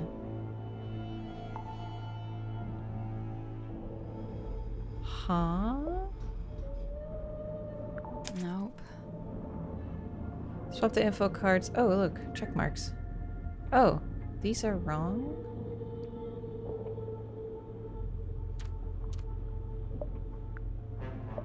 Wait, what is this? Oh, there's more. Oh. Okay.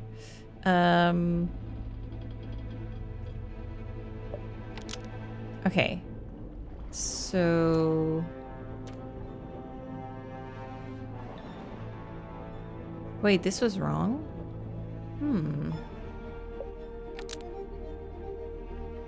Let's see. Hired by Grip to kill Magnus. Finish writing his book.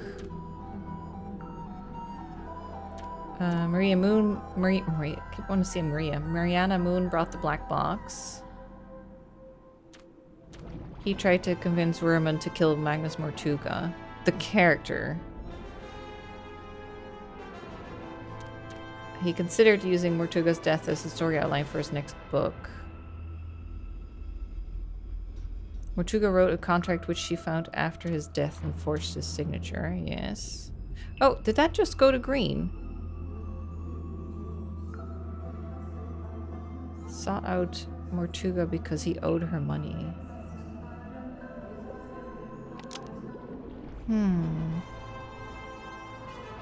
How do I swap this one to the next page? I guess that's wrong.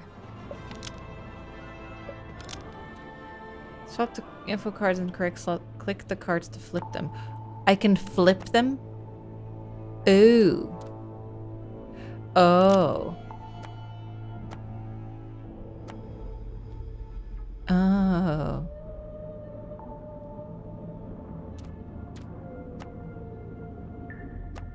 Oh. I didn't know I could flip them. Okay, ask to smuggle the thing on board. Yes. Invited to work along him. Performed a magic act for Mortuga, which appeared to make him miserable. She sought out the submarine to reclaim ownership. Mortuga wrote a contract which she found and forged. Yeah, he was spying and wanted to kill off the character, but not the person. Sent a letter how to access. Yeah, who sent him that letter? Hired by Mortuga to find information about Felicia. Brought back the black box. Right. Well, that's about the long and short of it. No. What? You can't leave it like that. You've left them with misconceptions. You should tell them what you know. All of it. What do you mean? Misconceptions? Maybe one or two, yeah. Alright. Even though he did wish to leave the submarine, Mortuga could not accept Tadpole's offer to give up his captaincy to her. Before Mortuga could leave the submarine, he needed to reveal the location of... Oh, right. Felicia Stonetop. And we... Oh, wait. Okay, let's do this first. He always did think he would make the best captain. And he did want to leave. But he couldn't. Not without the information he so desired. Not just that. Since it turned out he had the Mermaid's tongue on board the entire time, I don't think he wanted to leave me on the submarine with it. He didn't want me anywhere near it. He was trying to protect you. I'm aware. No. Okay, next. Cynthia became captain because of the command contract, but it had another page that we discovered inside... Where was it again? The message in the bottle. While it's true that Mortuga did decide to create the command contract after Cynthia showed him the indeeds, the contract was never intended for Cynthia. So, who was it for? Me.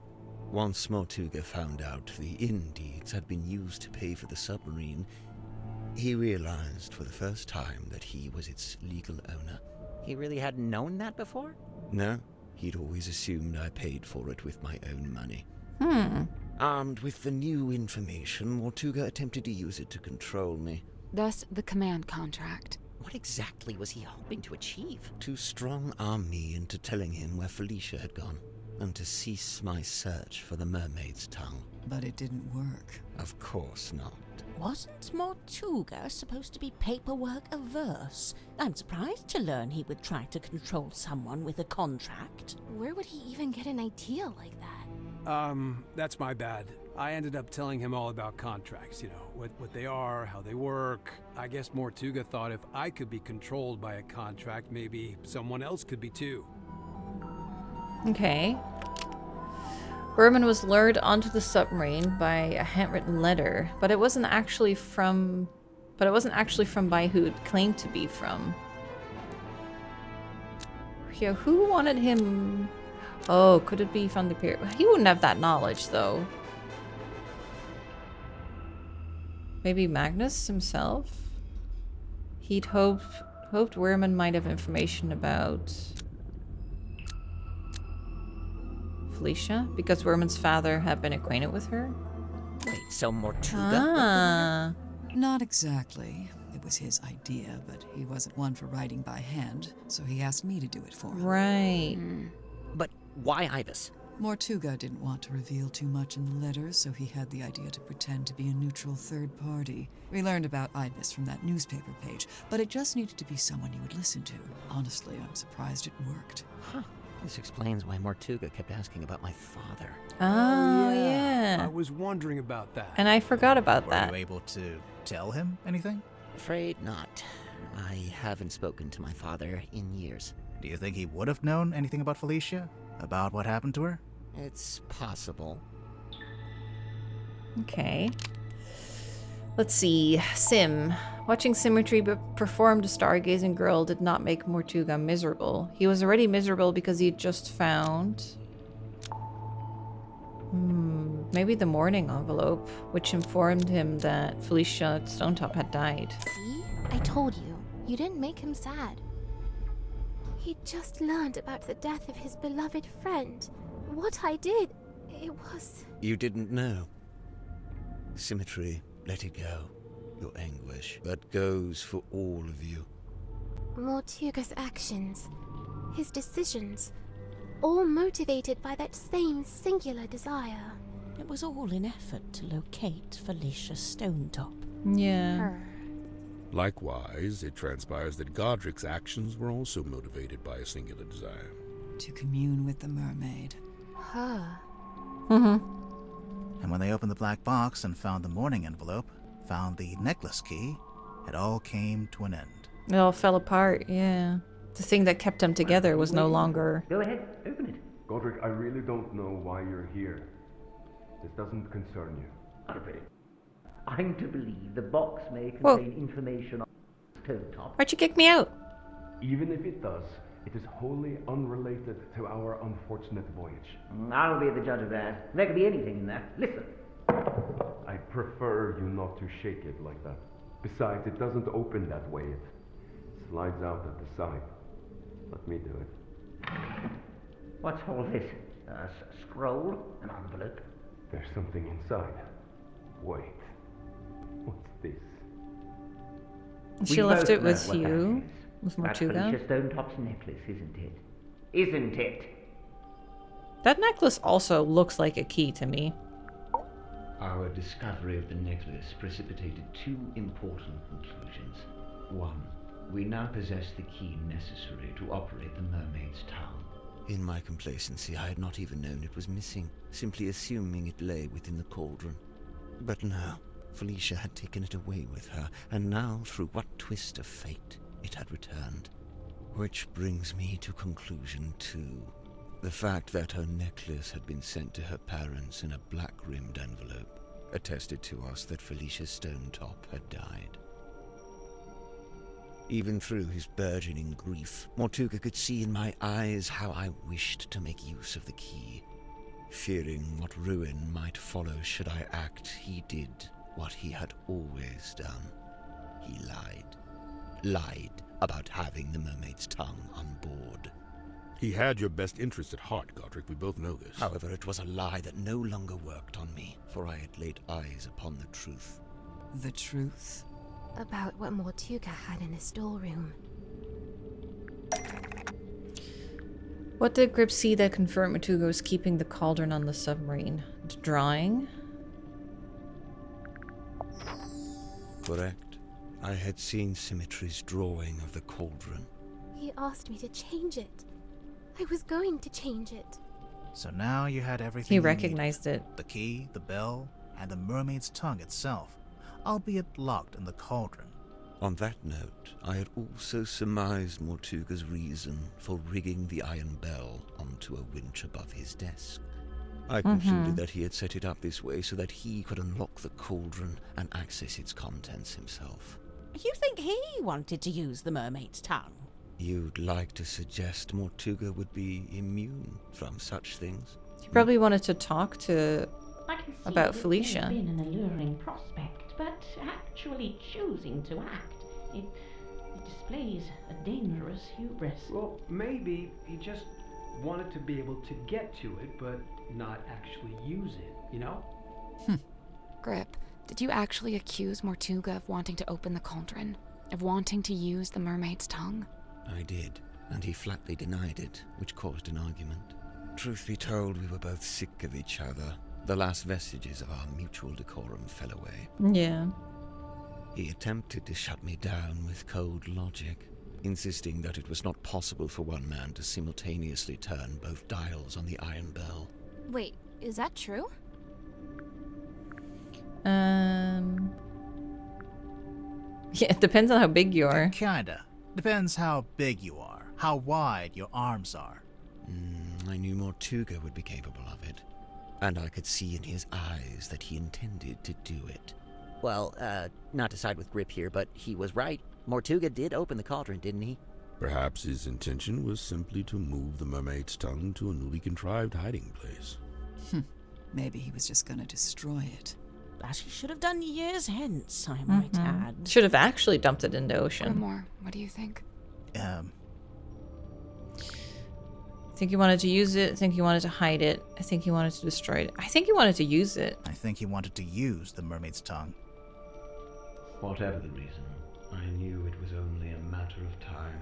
And what's more, following our discussion about the mechanism of the Iron Bell, I understood the specific physicality of the task ahead of him. Physicality? In order to reach both dials, Mortuga would need to hold his body close against the iron bell. His head, his neck, would be right up against the mechanism. Overcome with frustration and grief, Mortuga had left the room. He had left me with the necklace key. I felt it in my hand, the metal cold and sharp. I climbed up onto the desk and wedged it into the iron bell around the back so that it would not be seen. At least, not until the mechanism activated. You're a murderer. Call me what you will. To me, it was merely insurance against continued deception and greed on Mortuga's part. If he indeed decided to keep the mermaid's tongue for himself, if he decided, as he always had, to keep it from me, then it would be his last decision. Damn. The rest you know. Having first locked himself in the room, Mortuga unlocked the cauldron and was killed by the blade of the necklace key. I tilted the submarine in order to claim the eyeball key, which granted me access to the captain's cabin and a path into the storeroom from above. I took the mermaid's tongue from the unlocked cauldron. And then you went up to the aft deck and used it, didn't you? I tried to, but you stopped me. You're welcome. Tadpole then dove into the ocean and collected the pieces. Including the coral and the gemstone eyes, which she kept for herself. Yeah. As for the mask itself, I just left it in my room. And I took it when I later visited the room to collect hex from the dome tank. Wow, you're admitting it, huh? I admit I moved it to a more secure location. He recognized it. Decision, wouldn't yeah. you say? Except it's not there anymore, is it? It's right here. It's dark. Grip turned off the lights. Someone grab him! No, he's going up. The mermaid's tongue, it's gone. He took it. He must have. He can't have gone up to the foredeck. It's still locked. Oh, is he going to the What aft about the deck? aft deck? Let's go. Maybe we can catch him. Oh shit, after him.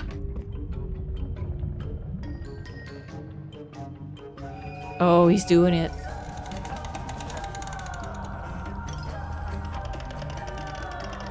That's crazy. So cool to see a 3D model in the game. Can we stop him? Are we gonna see the mermaid? Oh, so cool. Oh, he has a fingerprint as well. Yeah, where he was held. He's wearing it. Are we too late? Whoa. I don't... Weird. Grip? Are you... That's so cool. What? Wait, where's he going? Outside. What's that? It's the compass. He fixed it. Huh. Okay, and he put a service record on it? What's he gonna do? Should we follow him? I don't... He's locked the door. Can you see him through the window? Oh, oh! Oh my god. Oh shit, is he going under? Whoa!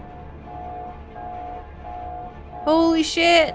That was so cool. This is bad. The pressure change, it's too sudden. The submarine's not... Wait, what's that? The radios. It's fine, just stick. It was too fast. It must be coming from the control room. Let's go. Damn, this is awesome. We're being held down. We need to resurface. The submarine can't take it. The controls are going crazy. Wait. Whoa!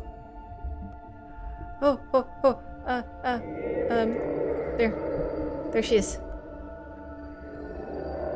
What is she saying?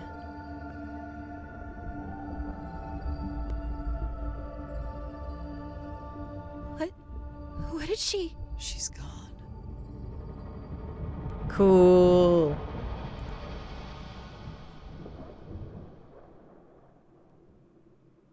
She let us go. Oh, that's how I said. Remarkable. Let's just head back to Silkworm, shall we? Get everyone off this submarine. And, Silkworm would be which way? We got moved. I don't know where we are. No stars, no moon. Oh shit. I don't know which way north is. Oh, the compass. He fixed it. He fixed it. So we would get a way off. A way back. Oh my god, the whole gang. This is so cool. I love it. I don't know about you, but I thought that was all very interesting. That was fucking awesome. Yeah, I would have to agree. You must be pleased. You've come away with a new story to tell around the campfire. Quite right. Yeah. I'm not sure it would be wise to tell too many people. Who would believe her? No, don't worry. I'll change all your names to protect your privacy. What are you going to change my name to? Detective Galathorn. Well, Ooh. love it. I'm almost afraid to ask. Sybil. Yep, this conversation is over. You okay, Cynthia? She's still processing. The game's like lagging a bit, but... Of course. We all are. That, and we've just been to tell her stepfather that we're leaving Silkworm. Oh? Where are you headed? We, haven't worked that out yet. I know a place you could go. Really? Yeah, I've got a couple friends you could stay with. Oh. I'll write down the address for you. That's nice. Thank you. Where is Tadpole?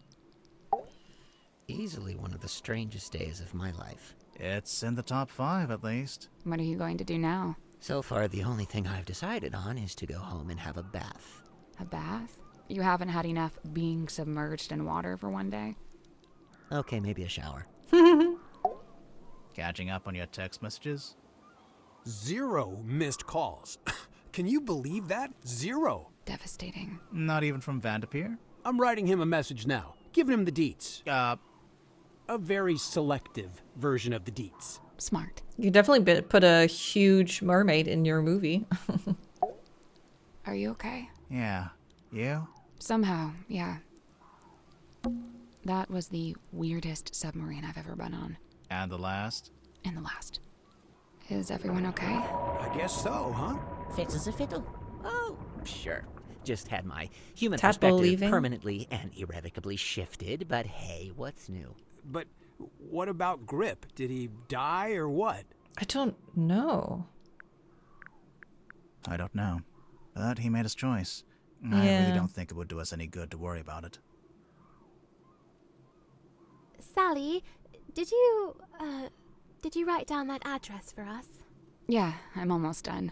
Just writing something on the back to help you out. Oh, like instructions? Yeah, kinda, yeah. You know, I really must be off. Ah, come on. You've got nowhere to be. You're quite right. Nowhere is precisely where I need to be, and I'm rather in a hurry to get there. All right, that was pretty good. I'll let that slide. And, Tadpole and Zephyr stayed on the submarine? Yeah.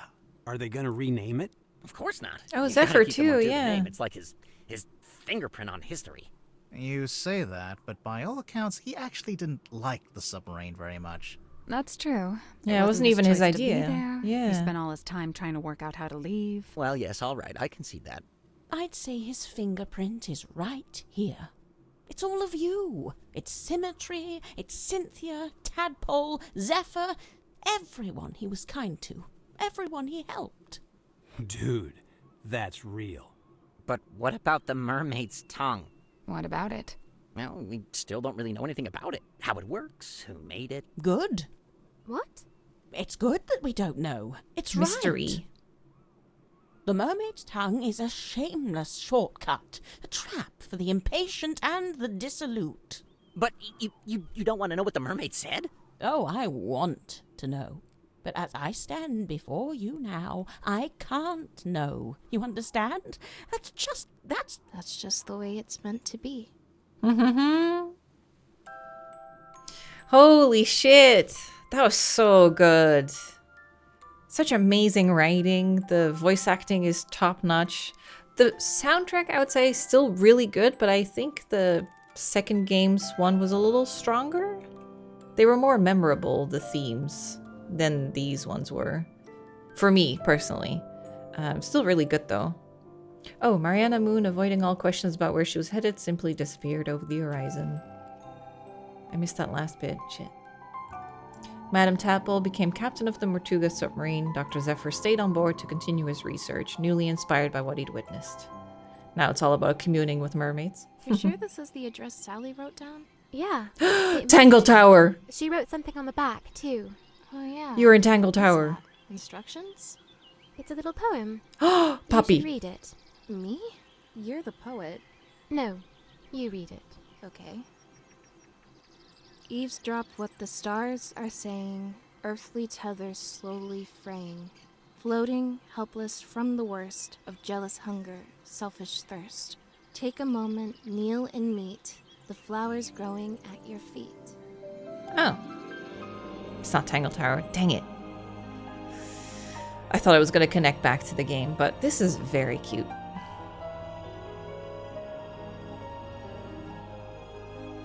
Although, didn't... Yeah! Fifi! Oh my god, they did. They wanted to move away.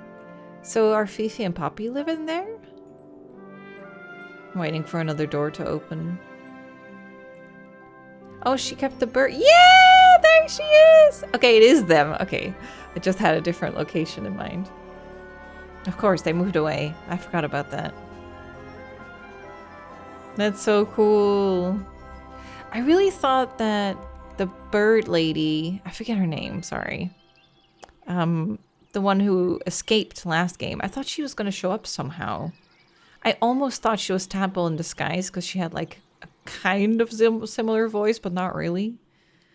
But Tadpole was just a good egg. Ooh, art gallery. Oh, look at that. Oh my god. That's so good. Oh, the jacket being too big. Yeah. Oh my god. You can look at all the concept art for everything. Oh, look at Grip. I'm so sad about Grip. It's so good though. Wow. Amazing. Wait, back to characters. Hold on. Oops. Oh, interesting.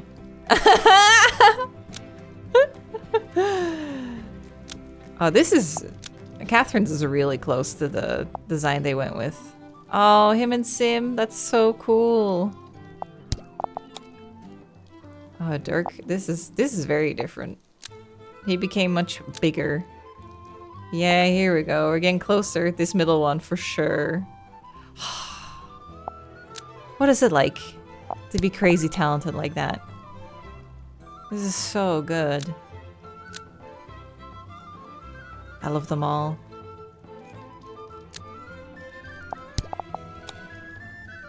Oh, this is a very different Magnus. It looks a bit evil. Cool, yeah, this is really close to the final version.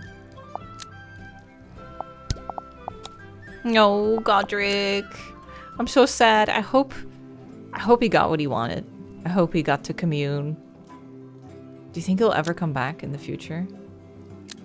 I really thought that... I love this one. I really thought that the lady from the last game would come back somehow, but she didn't. Because she just escaped. I really hope that at some point in the future, they tie up some loose ends like that.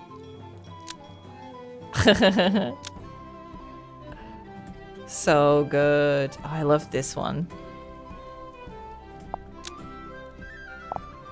Let's see. Mariana Moon. Oh, that is so cute. I love this one. That is so good. Oh, very different. Different necklaces too, see that? Oops. Madame Tadpole. Oh, very different. Wow. Very different concept art. They went with this one way more in the end. Yeah. Oh wow, they really changed a lot about her. Interesting. No. Side characters. Dope. Yeah, she had the necklace. And the dad, yeah. You know, I wish there was... The art gallery is awesome, but I wish there was like a little codex we could see about connections, because I would love to see the family tree from the last game again, and then the one how it connects to the ones that Mariana Moon was looking into. I would love to see it all like in one big picture. Especially because they were like... They kind of hinted at Mortuga kind of being linked to them somehow. And then Cynthia being like, he's my stepdad. I was like, who's your real dad? So I was immediately like, there's a link. But we didn't really get anything like that. I wonder if that's going to come back in the future. Maybe for a future game.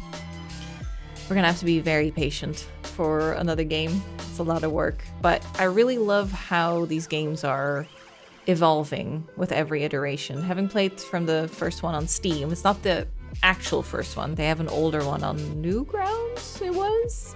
But on Steam, I played the first one they have there. And then we had Tangle Tower and now this one. So I can't wait. I'll definitely, before the new one comes out, I'll have to do a sort of refresher on all the characters and their names, because it's going to be tough. But I'm very, very, very excited for it. Now the only game that remains for me is Crow Country. Maybe some point. Maybe soon. Maybe sooner than you think. Who knows? But yeah, this was Mermaid Mask. I hope you guys enjoyed it. It was much longer than I thought as well. I think 8 hours in the end. So each game is definitely getting more ambitious and bigger. For me, I would say 5-6 hours is like the ideal length. So this one was a bit long, especially with the amount of clues we could interrogate people for. And I didn't always know which clue. Well, you want to click on all of them because you want to hear all of the voice acting because they put so much work into it. But at the same time, I was like, 40 clues ish to click through is a lot.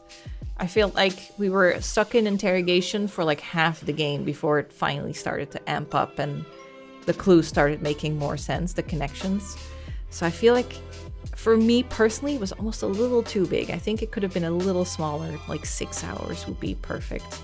That's not to diminish how good it was, though. It was really, really good. And I think 9.5 out of 10. Near perfect game, I would say. Really, really awesome. Perfect mystery. Perfect setting. Cool reveal at the end. Ugh, what more do you want? I really enjoyed that. I hope you guys did too. Thank you so much for watching till the very end.